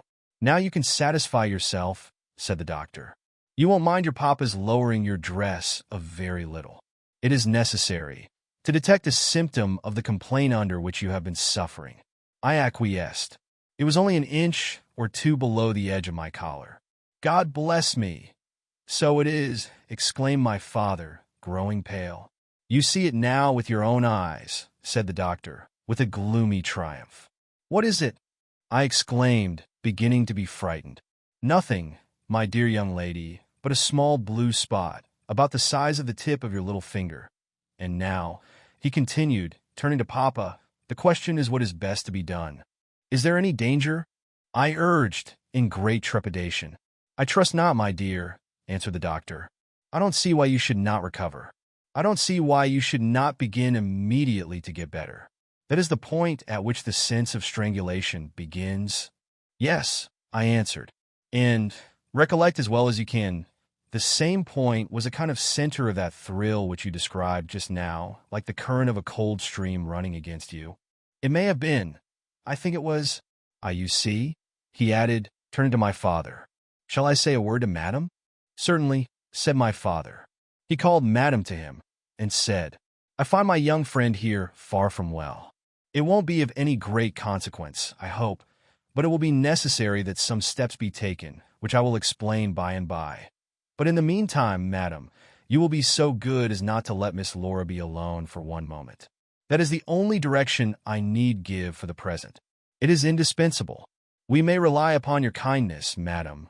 I know, added my father. Madam satisfied him eagerly. And you, dear Laura, I know you will observe the doctor's direction. I shall have to ask your opinion upon another patient, whose symptoms slightly resemble those of my daughter, that have just been detailed to you, very much milder in degree, but I believe quite of the same sort. She is a young lady, our guest. But as you say you will be passing this way again this evening, you can't do better than take your supper here, and you can then see her. She does not come down till the afternoon. I thank you, said the doctor. I shall be with you, then, at about 7 this evening. And then they repeated their directions to me and to Madam. And with this parting charge my father left us and walked out with the doctor. And I saw them pacing together up and down between the road and the moat, on the grassy platform in front of the castle, evidently absorbed in earnest conversation. The doctor did not return. I saw him mount his horse there, take his leave, and ride away eastward through the forest. Nearly at the same time, I saw the man arrive from Dranfield with the letters, and dismount and hand the bag to my father. In the meantime, Madam and I were both busy, lost in conjecture as to the reasons of the singular and earnest direction which the doctor and my father had concurred in imposing. Madam, as she afterwards told me, was afraid the doctor apprehended a sudden seizure, and that without prompt assistance I might either lose my life in a fit, or at least be seriously hurt. The interpretation did not strike me, and I fancied, perhaps luckily for my nerves, that the arrangement was prescribed simply to secure a companion, who would prevent my taking too much exercise, or eating unripe fruit, or doing any of the 50 foolish things to which young people are supposed to be prone. About half an hour after my father came in, he had a letter in his hand, and said, This letter had been delayed. It is from General Spielsdorf. He might have been here yesterday. He may not come till tomorrow, or he may be here today. He put the open letter into my hand, but he did not look pleased, as he used when a guest, especially one so much loved as the general, was coming. On the contrary, he looked as if he wished him at the bottom of the Red Sea. There was plainly something on his mind which he did not choose to divulge. Papa, darling, will you tell me this? Said I, suddenly laying my hand on his arm and looking, I am sure, imploringly in his face. Perhaps, he answered, smoothing my hair caressingly over my eyes. Does the doctor think me very ill? No, dear. He thinks if right steps are taken, you'll be quite well again, at least on the high road to a complete recovery, in a day or two, he answered a little dryly. I wish our good friend, the general, had chosen any other time. That is, I wish you had been perfectly well to receive him. But do tell me, Papa, I insisted, what does he think is the matter with me? Nothing. You must not plague me with questions, he answered, with more irritation than I ever remember him to have displayed before. And seeing that I looked wounded, I suppose, he kissed me and added, you shall know all about it in a day or two. That is, all that I know. In the meantime, you are not to trouble your head about it. He turned and left the room, but came back before I had done wondering and puzzling over the oddity of all this. It was merely to say that he was going to Karnstein, and had ordered the carriage to be ready at 12, and that I and Madame should accompany him. He was going to see the priest who lived near those picturesque grounds upon business, and as Carmilla had never seen them, she could follow when she came down with Mademoiselle, who would bring materials for what you call a picnic, which might be laid for us in the ruined castle. At 12 o'clock, accordingly, I was ready, and not long after, my father, Madame, and I set out upon our projected drive. Passing the drawbridge, we turned to the right, and followed the road over the steep Gothic bridge, westward, to reach the deserted village and ruined castle of Karnstein. No sylvan drive can be fancied prettier. The ground breaks into gentle hills and hollows, all clothed with beautiful wood, totally destitute of the comparative formality which artificial planting and early culture and pruning impart. The irregularities of the ground often lead the road out of its course, and cause it to wind beautifully round the sides of broken hollows and the steeper sides of the hills, among varieties of ground almost inexhaustible.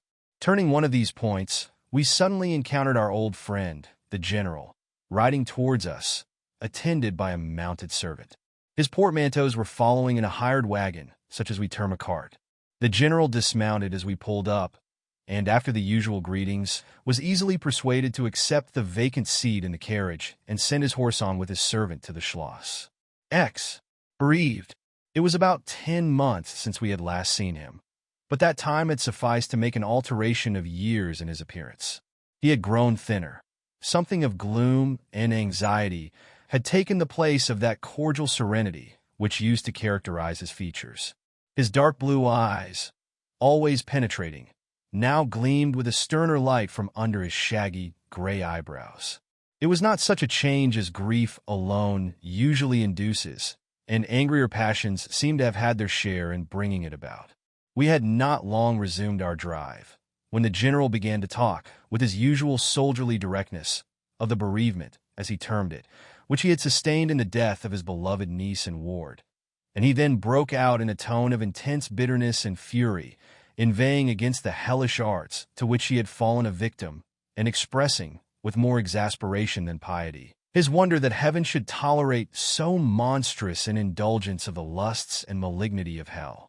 My father, who saw at once that something very extraordinary had befallen, asked him, if not too painful to him, to detail the circumstances which he thought justified the strong terms in which he expressed himself. I should tell you all with pleasure, said the general, but you would not believe me. Why should I not? He asked. Because, he answered testily, you believe in nothing but what consists with your own prejudices and illusions. I remember when I was like you, but I have learned better. Try me, said my father. I am not such a dogmatist as you suppose. Besides which, I very well know that you generally require proof for what you believe, and am, therefore, very strongly predisposed to respect your conclusions. You are right in supposing that I have not been led lightly into a belief in the marvelous, for what I have experienced is marvelous, and I have been forced by extraordinary evidence to credit that which ran counter, diametrically, to all my theories. I have been made the dupe of a preternatural conspiracy. Notwithstanding his professions of confidence in the general's penetration, I saw my father, at this point, glance at the general, with, as I thought, a marked suspicion of his sanity. The general did not see it, luckily. He was looking gloomily and curiously into the glades and vistas of the woods that were opening before us. You are going to the ruins of Karnstein, he said. Yes, it is a lucky coincidence. Do you know I was going to ask you to bring me there to inspect them? I have a special object in exploring. There is a ruined chapel, ain't there, with a great many tombs of that extinct family? So there are highly interesting, said my father. I hope you were thinking of claiming the title and estates? My father said this gaily, but the general did not recollect the laugh, or even the smile, which courtesy exacts for a friend's joke. On the contrary, he looked grave and even fierce, ruminating on a matter that stirred his anger and horror. Something very different, he said gruffly. I mean to unearth some of those fine people. I hope, by God's blessing, to accomplish a pious sacrilege here, which will relieve our earth of certain monsters and enable honest people to sleep in their beds without being assailed by murderers. I have strange things to tell you, my dear friend, such as I myself would have scouted as incredible a few months since.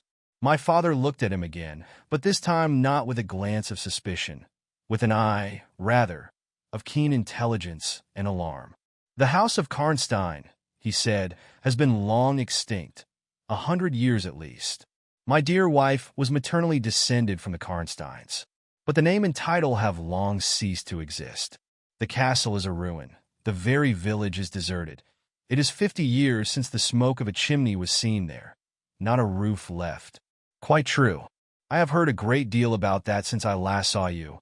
A great deal that will astonish you. But I had better relate everything in the order in which it occurred, said the general.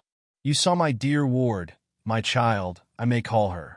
No creature could have been more beautiful, and only 3 months ago, none more blooming. Yes, poor thing. When I saw her last, she certainly was quite lovely, said my father. I was grieved and shocked more than I can tell you, my dear friend. I knew what a blow it was to you. He took the general's hand, and they exchanged a kind pressure. Tears gathered in the old soldier's eyes. He did not seek to conceal them. He said, "We have been very old friends. I knew you would feel for me, childless as I am." She had become an object of very near interest to me, and repaid my care by an affection that cheered my home and made my life happy. That is all gone. The years that remain to me on earth may not be very long. But by God's mercy, I hope to accomplish a service to mankind before I die, and to subserve the vengeance of heaven upon the fiends who have murdered my poor child in the spring of her hopes and beauty. You said, just now, that you intended relating everything as it occurred, said my father. Pray do. I assure you that it is not mere curiosity that prompts me. By this time we had reached the point at which the Drunstall road, by which the general had come, diverges from the road which we were traveling to Karnstein. How far is it to the ruins? Inquired the general, looking anxiously forward. About half a league, answered my father. Pray let us hear the story you were so good as to promise. 11. The story. With all my heart, said the general, with an effort, and after a short pause in which to arrange a subject, he commenced one of the strangest narratives I ever heard. My dear child was looking forward with great pleasure to the visit you had been so good as to arrange for her to your charming daughter. Here he made me a gallant, but melancholy bow. In the meantime, we had an invitation to my old friend, the Count Karlsfeld, whose Schloss is about 6 leagues to the other side of Karnstein. It was to attend the series of fêtes which, you remember, were given by him in honor of his illustrious visitor, the Grand Duke Charles. Yes, and very splendid, I believe, they were, said my father. Princely, but then his hospitalities are quite regal. He has Aladdin's lamp. The night from which my sorrow dates was devoted to a magnificent masquerade. The grounds were thrown open, the trees hung with colored lamps. There was such a display of fireworks as Paris itself had never witnessed. And such music. Music, you know, is my weakness. Such ravishing music. The finest instrumental band, perhaps, in the world, and the finest singers who could be collected from all the great operas in Europe. As you wandered through these fantastically illuminated grounds, the moonlighted chateau throwing a rosy light from its long rows of windows, you would suddenly hear these ravishing voices stealing from the silence of some grove, or rising from boats upon the lake. I felt myself, as I looked and listened, carried back into the romance and poetry of my early youth. When the fireworks were ended, and the ball beginning, we returned to the noble suite of rooms that were thrown open to the dancers. A masked ball, is a beautiful sight, but so brilliant a spectacle of the kind I never saw before. It was a very aristocratic assembly. I was myself almost the only nobody present. My dear child was looking quite beautiful. She wore no mask. Her excitement and delight added an unspeakable charm to her features. Always lovely. I remarked a young lady, dressed magnificently, but wearing a mask, who appeared to me to be observing my ward with extraordinary interest. I had seen her earlier in the evening in the great hall, and again, for a few minutes, walking near us, on the terrace under the castle windows, similarly employed. A lady, also masked, richly and gravely dressed, and with a stately air, like a person of rank, accompanied her as a chaperone.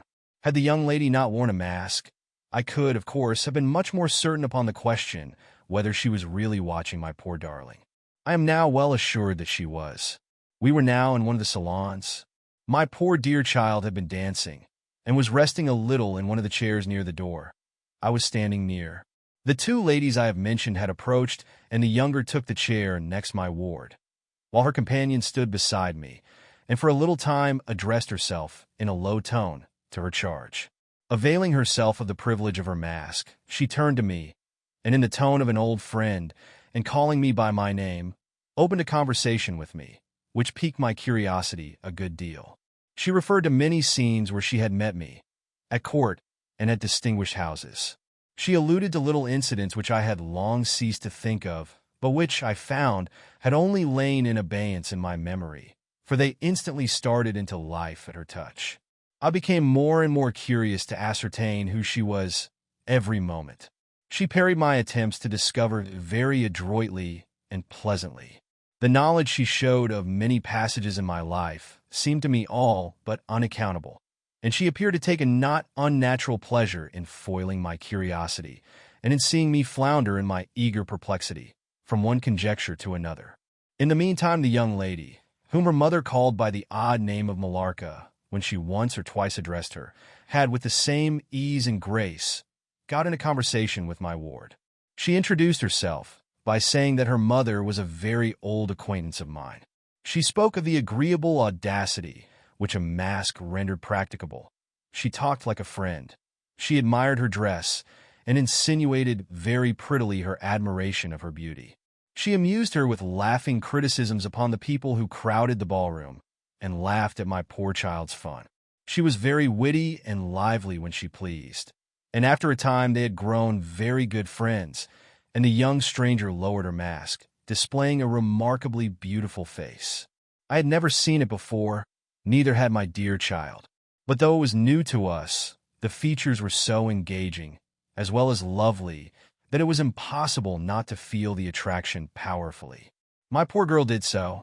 I never saw anyone more taken with another at first sight, unless, indeed, it was the stranger herself, who seemed quite to have lost her heart to her. In the meantime, availing myself of the license of a masquerade, I put not a few questions to the elder lady. "You have puzzled me utterly," I said, laughing. "Is that not enough? Won't you, now, consent to stand on equal terms, and do me the kindness to remove your mask?" "Can any request be more unreasonable?" she replied. "Ask a lady to yield an advantage. Beside, how do you know you should recognize me?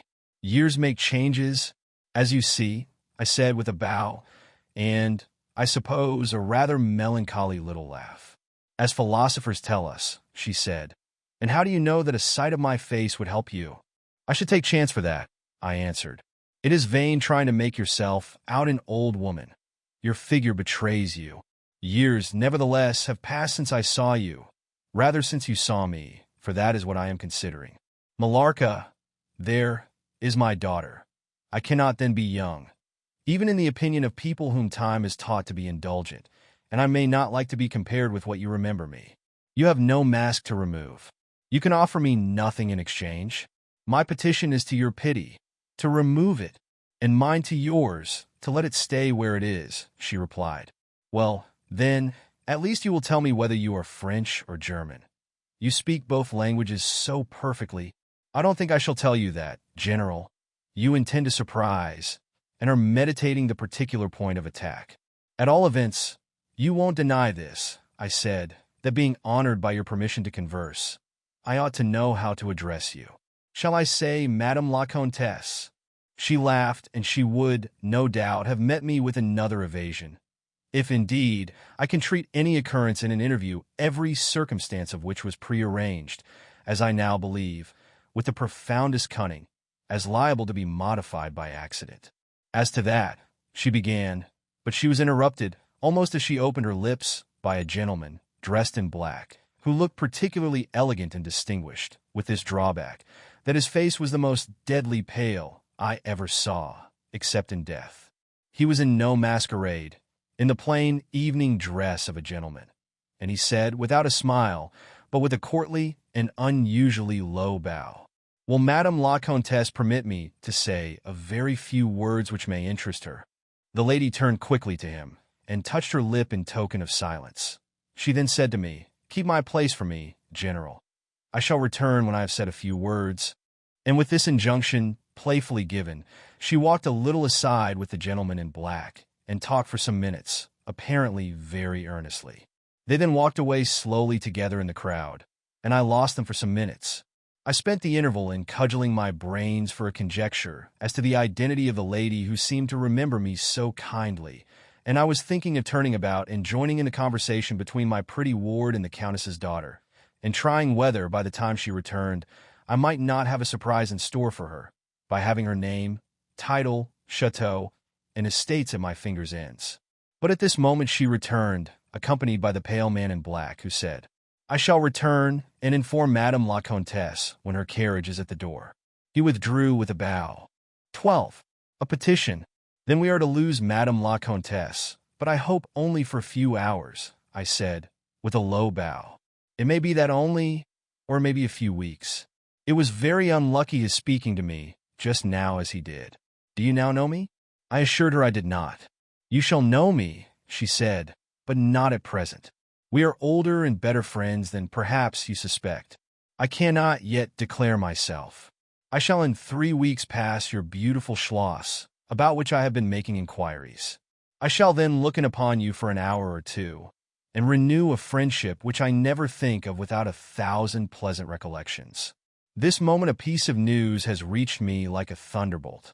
I must set out now, and travel by a devious route, nearly 100 miles, with all the dispatch I can possibly make. My perplexities multiply. I am only deterred by the compulsory reserve I practice as to my name from making a very singular request of you. My poor child has not quite recovered her strength. Her horse fell with her, at a hunt which she had ridden out to witness.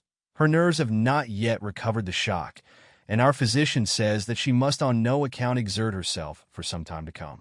We came here, in consequence, by very easy stages, hardly 6 leagues a day. I must now travel day and night, on a mission of life and death, a mission the critical and momentous nature of which I shall be able to explain to you when we meet, as I hope we shall, in a few weeks, without the necessity of any concealment." She went on to make her petition, and it was in the tone of a person from whom such a request amounted to conferring, rather than seeking a favor. This was only in manner, and, as it seemed, quite unconsciously. Then the terms in which it was expressed, nothing could be more deprecatory. It was simply that I would consent to take charge of her daughter during her absence. This was, all things considered, a strange, not to say an audacious request. She in some sort disarmed me, by stating and admitting everything that could be urged against it, and throwing herself entirely upon my chivalry. At the same moment, by a fatality that seems to have predetermined all that happened, my poor child came to my side, and, in an undertone, besought me to invite her new friend, Millarca, to pay us a visit. She had just been sounding her, and thought, if her mamma would allow her, she would like it extremely. At another time I should have told her to wait a little, until at least we knew who they were. But I had not a moment to think in. The two ladies assailed me together, and I must confess the refined and beautiful face of the young lady, about which there was something extremely engaging, as well as the elegance and fire of high birth, determined me. And quite overpowered, I submitted and undertook, too easily, the care of the young lady, whom her mother called Millarca. The Countess beckoned to her daughter, who listened with grave attention while she told her, in general terms, how suddenly and peremptorily she had been summoned, and also of the arrangement she had made for her under my care, adding that I was one of her earliest and most valued friends. I made, of course, such speeches as the case seemed to call for, and found myself, on reflection, in a position which I did not half like. The gentleman in black returned, and very ceremoniously conducted the lady from the room. The demeanor of this gentleman was such as to impress me with the conviction that the Countess was a lady of very much more importance than her modest title alone might have led me to assume. Her last charge to me was that no attempt was to be made to learn more about her than I might have already guessed, until her return. Our distinguished host, whose guest she was, knew her reasons. But here, she said, neither I nor my daughter could safely remain for more than a day. I removed my mask imprudently for a moment about an hour ago, and, too late, I fancied you saw me. So I resolved to seek an opportunity of talking a little to you. Had I found that you had seen me, I would have thrown myself on your high sense of honor to keep my secret some weeks. As it is, I am satisfied that you did not see me. But if you now suspect, or on reflection, should suspect who I am, I commit myself, in like manner, entirely to your honor. My daughter will observe the same secrecy, and I well know that you will, from time to time, remind her, lest she should thoughtlessly disclose it. She whispered a few words to her daughter, kissed her hurriedly twice, and went away, accompanied by the pale gentleman in black, and disappeared in the crowd. In the next room, said Millarca, there is a window that looks upon the hall door. I should like to see the last of Mamma, and to kiss my hand to her. We assented, of course, and accompanied her to the window. We looked out, and saw a handsome old-fashioned carriage, with a troop of couriers and footmen. We saw the slim figure of the pale gentleman in black, as he held a thick velvet cloak, and placed it about her shoulders and threw the hood over her head. She nodded to him, and just touched his hand with hers. He bowed low repeatedly as the door closed, and the carriage began to move. She is gone, said Millarca with a sigh. She is gone, I repeated to myself for the first time in the hurried moments that had elapsed since my consent, reflecting upon the folly of my act. She did not look up, said the young lady plaintively. The Countess had taken off her mask, perhaps, and did not care to show her face, I said, and she could not know that you were in the window. She sighed and looked in my face. She was so beautiful that I relented. I was sorry I had for a moment repented of my hospitality, and I determined to make her amends for the unavowed churlishness of my reception. The young lady, replacing her mask, joined my ward in persuading me to return to the grounds, where the concert was soon to be renewed. We did so, and walked up and down the terrace that lies under the castle windows. Millarca became very intimate with us, and amused us with lively descriptions and stories of most of the great people whom we saw upon the terrace. I liked her more and more every minute. Her gossip, without being ill-natured, was extremely diverting to me, who had been so long out of the great world. I thought what life she would give to our sometimes lonely evenings at home. This ball was not over until the morning sun had almost reached the horizon. It pleased the Grand Duke to dance till then, so loyal people could not go away or think of bed. We had just got through a crowded saloon when my ward asked me what had become of Millarca. I thought she had been by her side, and she fancied she was by mine. The fact was, we had lost her. All my efforts to find her were vain. I feared that she had mistaken, in the confusion of a momentary separation from us, other people for her new friends, and had possibly pursued and lost them in the extensive grounds which were thrown open to us. Now, in its full force, I recognized a new folly in my having undertaken the charge of a young lady without so much as knowing her name, and fettered as I was by promises of the reasons for imposing which I knew nothing. I could not even point my inquiries by saying that the missing young lady was the daughter of the Countess who had taken her departure a few hours before. Morning broke. It was clear daylight before I gave up my search. It was not till near 2 o'clock next day that we heard anything of my missing charge. At about that time a servant knocked at my niece's door, to say that he had been earnestly requested by a young lady, who appeared to be in great distress, to make out where she could find the General Baron Spielsdorf and the young lady his daughter, in whose charge she had been left by her mother. There could be no doubt, notwithstanding the slight inaccuracy, that our young friend had turned up, and so she had. Would to heaven we had lost her! She told my poor child a story to account for her having failed to recover us for so long. Very late, she said, she had got to the housekeeper's bedroom in despair of finding us, and had then fallen into a deep sleep which, long as it was, had hardly sufficed to recruit her strength after the fatigues of the ball. That day Millarca came home with us. I was only too happy, after all, to have secured so charming a companion for my dear girl. 13. The Woodman. There soon, however, appeared some drawbacks. In the first place, Millarca complained of extreme languor, the weakness that remained after her late illness, and she never emerged from her room till the afternoon was pretty far advanced. In the next place, it was accidentally discovered, although she always locked her door on the inside, and never disturbed the key from its place till she admitted the maid to assist at her toilet, that she was undoubtedly sometimes absent from her room in the very early morning, and at various times later in the day, before she wished it to be understood that she was stirring.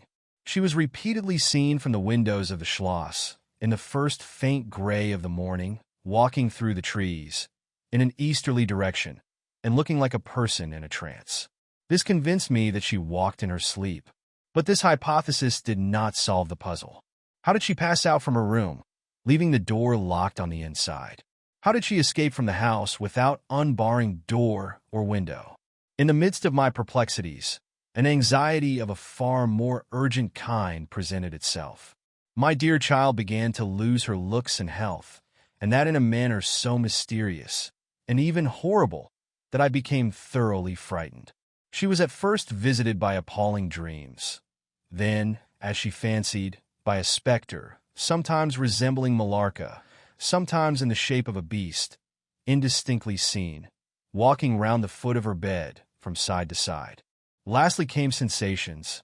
One, not unpleasant, but very peculiar, she said, resembled the flow of an icy stream against her breast. At a later time, she felt something like a pair of large needles pierce her a little below the throat with a very sharp pain. A few nights after, followed a gradual and convulsive sense of strangulation. Then came unconsciousness. I could hear distinctly every word the kind old general was saying, because by this time we were driving upon the short grass that spreads on either side of the road as you approach the roofless village which had not shown the smoke of a chimney for more than half a century. You may guess how strangely I felt as I heard my own symptoms so exactly described in those which had been experienced by the poor girl who, but for the catastrophe which followed, would have been at that moment a visitor at my father's chateau. You may suppose, also, how I felt as I heard him detail habits and mysterious peculiarities which were, in fact, those of our beautiful guest, Carmilla. A vista opened in the forest. We were on a sudden under the chimneys and gables of the ruined village, and the towers and battlements of the dismantled castle, round which gigantic trees are grouped, overhung us from a slight eminence.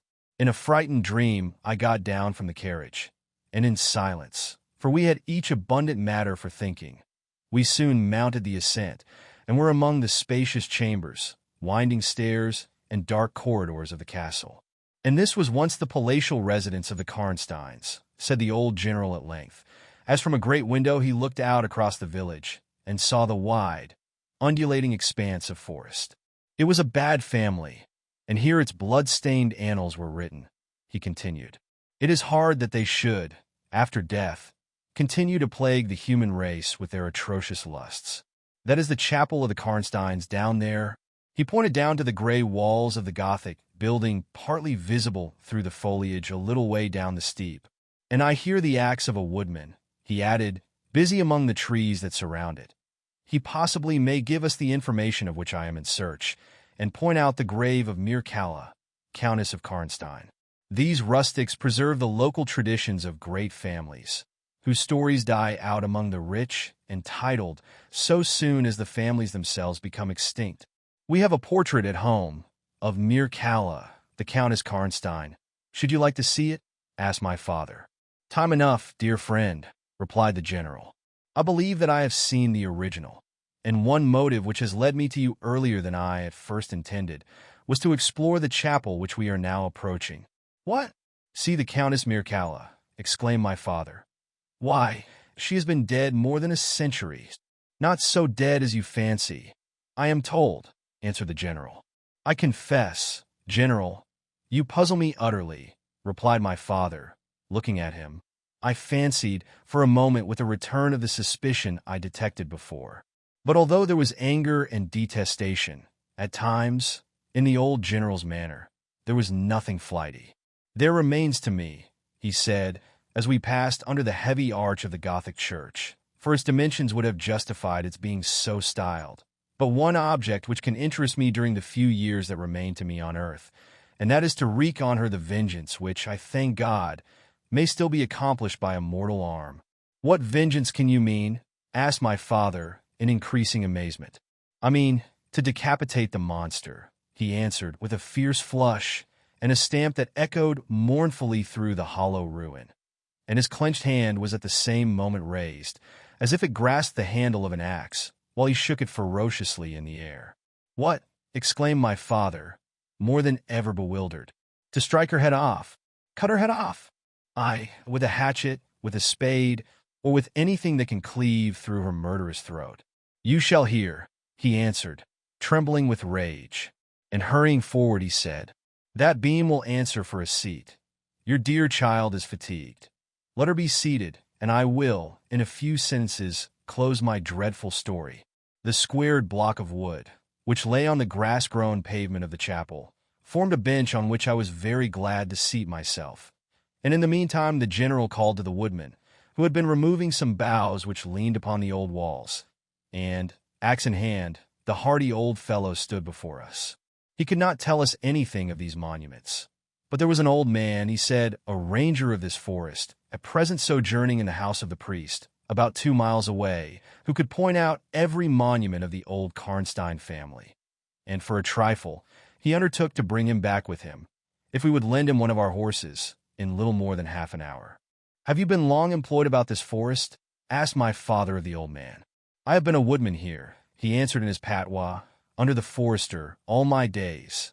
So has my father before me, and so on, as many generations as I can count up. I could show you the very house in the village here, in which my ancestors lived." "How came the village to be deserted?" asked the general. "It was troubled by revenants, sir. Several were tracked to their graves. They're detected by the usual tests, and extinguished in the usual way, by decapitation, by the stake, and by burning, but not until many of the villagers were killed. But after all these proceedings according to law," he continued, "so many graves opened, and so many vampires deprived of their horrible animation, the village was not relieved. But a Moravian nobleman, who happened to be traveling this way, heard how matters were, and being skilled, as many people are in his country, in such affairs, he offered to deliver the village from its tormentor. He did so thus. There being a bright moon that night, he ascended, shortly after sunset, the towers of the chapel here, from whence he could distinctly see the churchyard beneath him. You can see it from that window. From this point, he watched until he saw the vampire come out of his grave, and place near it the linen clothes in which he had been folded, and then glide away towards the village to plague its inhabitants. The stranger, having seen all this, came down from the steeple, took the linen wrappings of the vampire, and carried them up to the top of the tower, which he again mounted. When the vampire returned from his prowlings and missed his clothes, he cried furiously to the Moravian, whom he saw at the summit of the tower, and who, in reply, beckoned him to ascend and take them. Whereupon the vampire, accepting his invitation, began to climb the steeple, and so soon as he had reached the battlements, the Moravian, with a stroke of his sword, clove his skull in twain, hurling him down to the churchyard, whither, descending by the winding stairs, the stranger followed and cut his head off, and next day delivered it and the body to the villagers, who duly impaled and burnt them. This Moravian nobleman had authority from the then head of the family to remove the tomb of Mircalla, Countess Karnstein, which he did effectually, so that in a little while its site was quite forgotten. "Can you point out where it stood?" asked the general, eagerly. The forester shook his head and smiled. "Not a soul living could tell you that now," he said. "Besides, they say her body was removed, but no one is sure of that either. Having thus spoken, as time pressed, he dropped his axe and departed, leaving us to hear the remainder of the general's strange story. 14. The meeting. My beloved child, he resumed, was now growing rapidly worse. The physician who attended her had failed to produce the slightest impression on her disease, for such I then supposed it to be. He saw my alarm and suggested a consultation. I called an abler physician from Graz. Several days elapsed before he arrived. He was a good and pious, as well as a learned man. Having seen my poor ward together, they withdrew to my library to confer and discuss.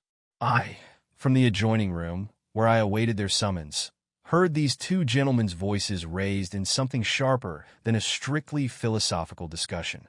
I knocked at the door and entered. I found the old physician from Graz maintaining his theory. His rival was combating it with undisguised ridicule, accompanied with bursts of laughter. This unseemly manifestation subsided, and the altercation ended on my entrance. "Sir," said my first physician, "my learned brother seems to think that you want a conjurer, and not a doctor." "Pardon me," said the old physician from Graz, looking displeased. "I shall state my own view of the case in my own way another time.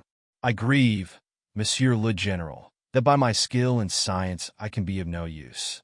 Before I go, I shall do myself the honor to suggest something to you." He seemed thoughtful, and sat down at a table and began to write.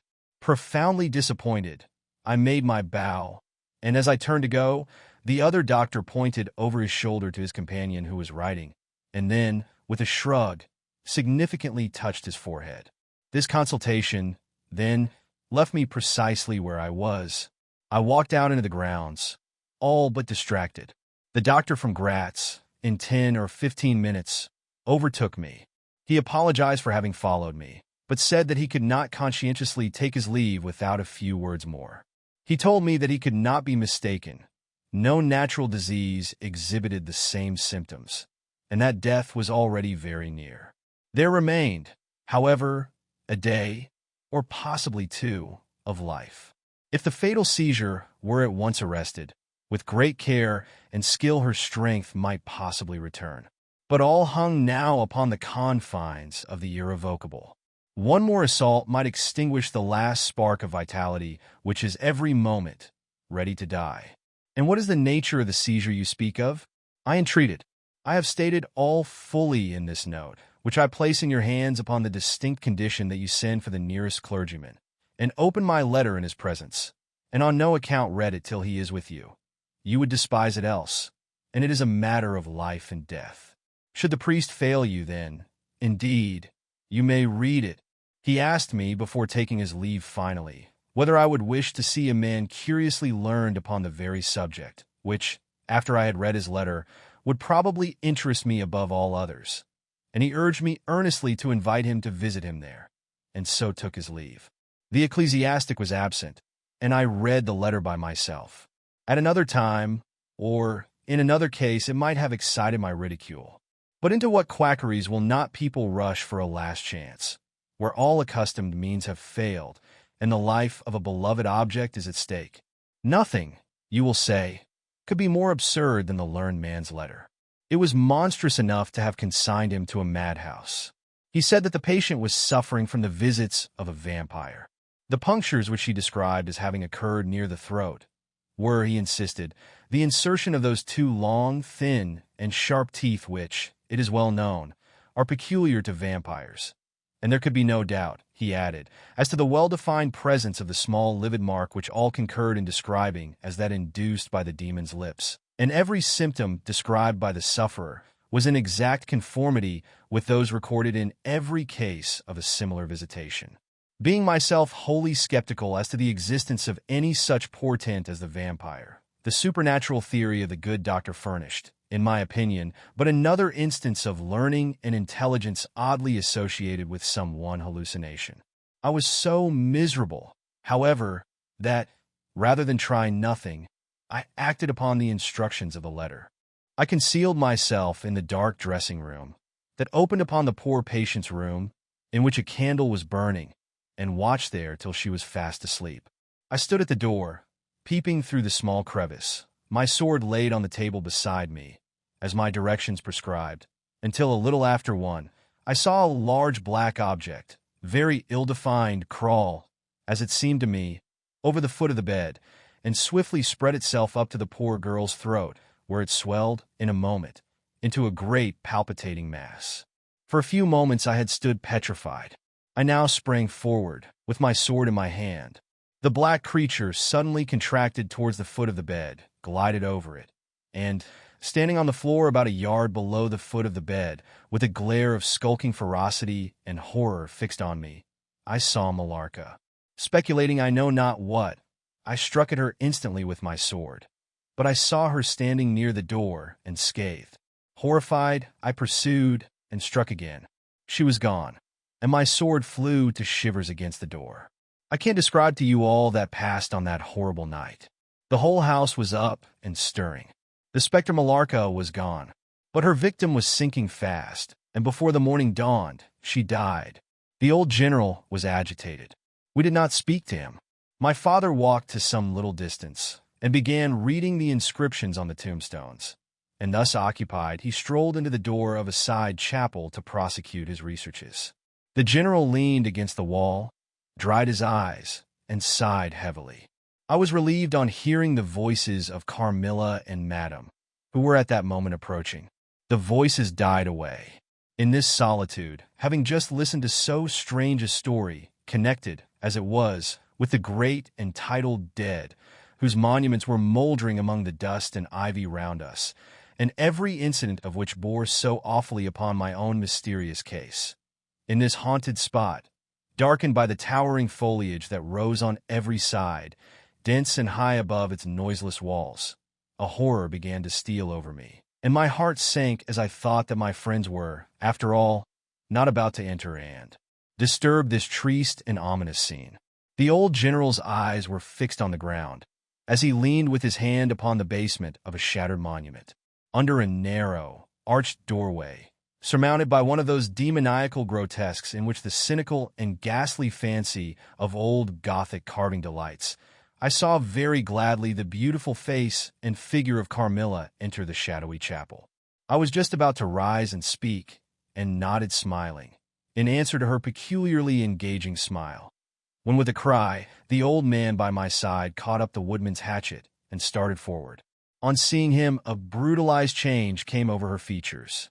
It was an instantaneous and horrible transformation, as she made a crouching step backwards. Before I could utter a scream, he struck at her with all his force, but she dived under his blow and, unscathed, caught him in her tiny grasp by the wrist. He struggled for a moment to release his arm, but his hand opened, the axe fell to the ground, and the girl was gone. He staggered against the wall. His gray hair stood upon his head, and a moisture shone over his face, as if he were at the point of death. The frightful scene had passed in a moment. The first thing I recollect after is Madame standing before me, and impatiently repeating again and again the question, "Where is Mademoiselle Carmilla?" I answered at length, "I don't know, I can't tell. She went there," and I pointed to the door through which Madame had just entered, only a minute or two since. But I have been standing there, in the passage, ever since Mademoiselle Carmilla entered, and she did not return. She then began to call Carmilla through every door and passage and from the windows, but no answer came. "She called herself Carmilla?" asked the general, still agitated. "Carmilla, yes," I answered. He said, "that is Millarca. That is the same person who long ago was called Mircalla, Countess Karnstein. Depart from this accursed ground, my poor child, as quickly as you can. Drive to the clergyman's house, and stay there till we come. Begone! May you never behold Carmilla more. You will not find her here." 15. Ordeal and Execution. As he spoke, one of the strangest-looking men I ever beheld entered the chapel at the door through which Carmilla had made her entrance and her exit. He was tall, narrow-chested, stooping, with high shoulders, and dressed in black. His face was brown and dried in with deep furrows. He wore an oddly shaped hat with a broad leaf. His hair, long and grizzled, hung on his shoulders. He wore a pair of gold spectacles and walked slowly, with an odd shambling gait, with his face sometimes turned up to the sky and sometimes bowed down towards the ground, seemed to wear a perpetual smile. His long, thin arms were swinging, and his lank hands, in old black gloves ever so much too wide for them, waving and gesticulating in utter abstraction. "The very man!" exclaimed the general, advancing with manifest delight. "My dear Baron, how happy I am to see you! I had no hope of meeting you so soon." He signed to my father, who had by this time returned, and leading the fantastic old gentleman, whom he called the Baron, to meet him. He introduced him formally, and they at once entered into earnest conversation. The stranger took a roll of paper from his pocket and spread it on the worn surface of a tomb that stood by. He had a pencil case in his fingers, with which he traced imaginary lines from point to point on the paper, which from their often glancing from it, together at certain points of the building, I concluded to be a plan of the chapel. He accompanied what I may term his lecture with occasional readings from a dirty little book whose yellow leaves were closely written over. They sauntered together down the side aisle, opposite to the spot where I was standing, conversing as they went. Then they began measuring distances by paces, and finally they all stood together, facing a piece of the sidewall, which they began to examine with great minuteness, pulling off the ivy that clung over it, and rapping the plaster with the ends of their sticks, scraping here and knocking there. At length they ascertained the existence of a broad marble tablet, with letters carved in relief upon it. With the assistance of the woodmen, who soon returned, a monumental inscription and carved escutcheon were disclosed. They proved to be those of the long-lost monument of Mircalla, Countess Karnstein. The old general, though not, I fear, given to the praying mood, raised his hands and eyes to heaven, in mute thanksgiving for some moments. "Tomorrow," I heard him say, "the commissioner will be here, and the inquisition will be held according to law." Then, turning to the old man with the gold spectacles, whom I have described, he shook him warmly by both hands and said, "Baron, how can I thank you? How can we all thank you? You will have delivered this region from a plague that has scourged its inhabitants for more than a century. The horrible enemy, thank God, is at last tracked." My father led the stranger aside, and the general followed. I know that he had led them out of hearing, that he might relate my case, and I saw them glance often quickly at me as the discussion proceeded. My father came to me, kissed me again and again, and leading me from the chapel said, "It is time to return, but before we go home, we must add to our party the good priest, who lives but a little way from this, and persuade him to accompany us to the Schloss." In this quest we were successful, and I was glad, being unspeakably fatigued when we reached home. But my satisfaction was changed to dismay on discovering that there were no tidings of Carmilla. Of the scene that had occurred in the ruined chapel, no explanation was offered to me, and it was clear that it was a secret which my father, for the present, determined to keep from me. The sinister absence of Carmilla made the remembrance of the scene more horrible to me. The arrangements for the night were singular.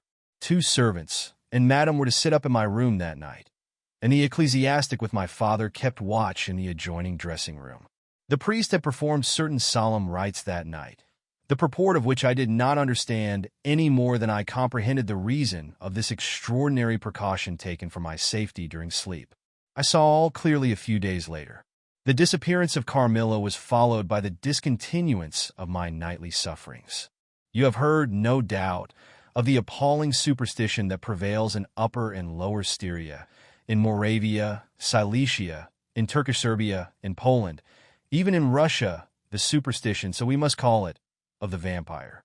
If human testimony, taken with every care and solemnity, judicially, before commissions innumerable, each consisting of many members, all chosen for integrity and intelligence, and constituting reports more voluminous perhaps than exist upon any one other class of cases, is worth anything, it is difficult to deny, or even to doubt the existence of such a phenomenon as the vampire.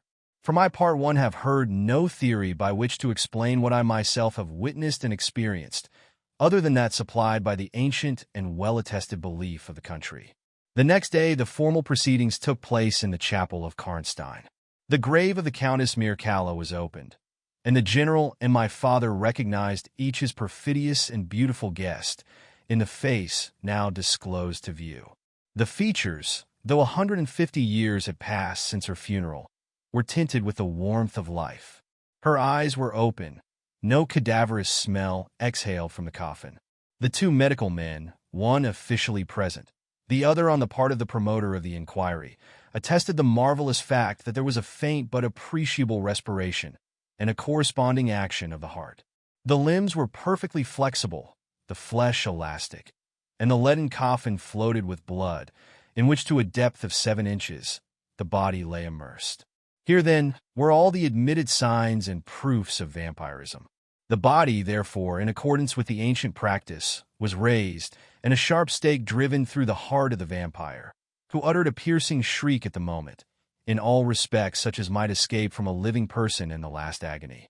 Then the head was struck off, and a torrent of blood flowed from the severed neck.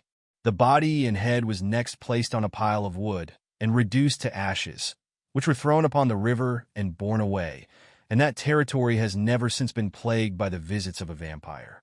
My father has a copy of the report of the Imperial Commission, with the signatures of all who were present at these proceedings, attached in verification of the statement. It is from this official paper that I have summarized my account of this last shocking scene. 16. Conclusion. I write all this, you suppose, with composure. But far from it. I cannot think of it without agitation. Nothing but your earnest desire so repeatedly expressed could have induced me to sit down to a task that has unstrung my nerves for months to come, and reinduced a shadow of the unspeakable horror which, years after my deliverance, continued to make my days and nights dreadful, and solitude insupportably terrific.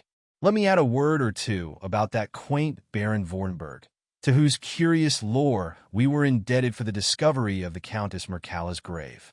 He had taken up his abode in Graz, where, living upon a mere pittance, which was all that remained to him of the once princely estates of his family, in Upper Styria, he devoted himself to the minute and laborious investigation of the marvelously authenticated tradition of vampirism.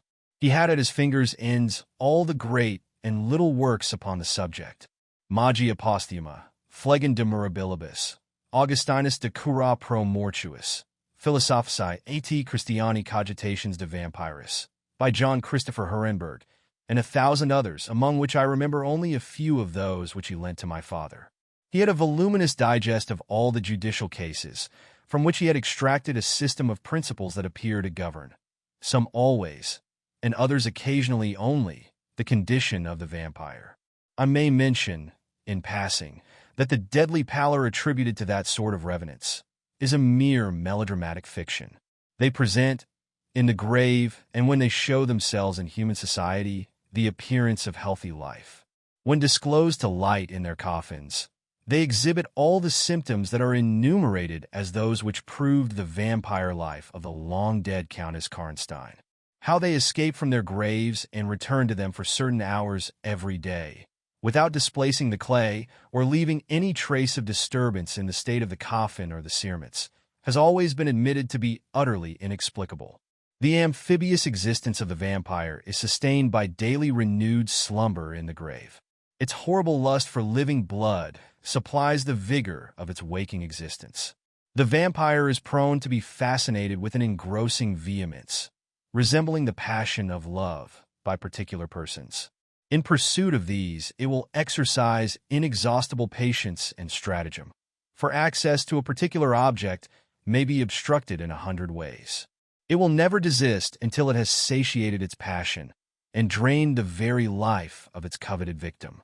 But it will, in these cases, husband and protract its murderous enjoyment with the refinement of an epicure, and heighten it by the gradual approaches of an artful courtship. In these cases, it seems to yearn for something like sympathy and consent. In ordinary ones, it goes direct to its object, overpowers with violence, and strangles and exhausts often at a single feast. The vampire is, apparently, subject, in certain situations, to special conditions. In the particular instance of which I have given you a relation, Mircalla seemed to be limited to a name which, if not her real one, should at least reproduce, without the omission or addition of a single letter, those, as we say, anagrammatically which compose it. Carmilla did this, so did Millarca. My father related to the Baron Vordenberg, who remained with us for 2 or 3 weeks after the expulsion of Carmilla, the story about the Moravian nobleman and the vampire at Karnstein churchyard. And then he asked the Baron how he had discovered the exact position of the long-concealed tomb of the Countess Mircalla. The Baron's grotesque features puckered up into a mysterious smile. He looked down, still smiling on his worn spectacle case, and fumbled with it. Then looking up, he said, "I have many journals and other papers, written by that remarkable man. The most curious among them is one treating of the visit of which you speak, to Karnstein. The tradition, of course, discolors and distorts a little. He might have been termed a Moravian nobleman, for he had changed his abode to that territory, and was beside a noble. But he was in truth a native of Upper Styria. It is enough to say that in very early youth he had been a passionate and favored lover of the beautiful Mircalla, Countess Karnstein. Her early death plunged him into inconsolable grief. It is the nature of vampires to increase and multiply, but according to an ascertained and ghostly law. Assume, at starting a territory perfectly free from that pest. How does it begin, and how does it multiply itself? I will tell you. A person, more or less wicked, puts an end to himself. A suicide under certain circumstances becomes a vampire. That specter visits living people in their slumbers. They die, and almost invariably, in the grave, develop into vampires. This happened in the case of the beautiful Mircalla, who was haunted by one of those demons. My ancestor, Vordenberg, whose title I still bear, soon discovered this, and in the course of the studies to which he devoted himself, learned a great deal more. Among other things, he concluded that suspicion of vampirism would probably fall, sooner or later, upon the dead countess, who in life had been his idol. He conceived a horror, be she what she might, of her remains being profaned by the outrage of a posthumous execution. He has left a curious paper to prove that the vampire, on its expulsion from its amphibious existence, is projected into a far more horrible life, and he resolved to save his once beloved Mircalla from this. He adopted the stratagem of a journey here, a pretended removal of her remains, and a real obliteration of her monument. When age had stolen upon him, and from the veil of years, he looked back on the scenes he was leaving, he considered, in a different spirit, what he had done, and a horror took possession of him. He made the tracings and notes which have guided me to the very spot, and drew up a confession of the deception that he had practiced. If he had intended any further action in this matter, death prevented him, and the hand of a remote descendant has, too late for many, directed the pursuit to the lair of the beast. We talked a little more, and among other things he said was this. One sign of the vampire is the power of the hand. The slender hand of Mircalla closed like a vice of steel on the general's wrist when he raised the hatchet to strike. But its power is not confined to its grasp. It leaves a numbness in the limb it seizes, which is slowly, if ever, recovered from. The following spring my father took me a tour through Italy. We remained away for more than a year. It was long before the terror of recent events subsided, and to this hour the image of Carmilla returns to memory with ambiguous alternations. Sometimes the playful, languid, beautiful girl, sometimes the writhing fiend I saw in the ruined church, and often from a reverie I have started, fancying I heard the light step of Carmilla at the drawing-room door.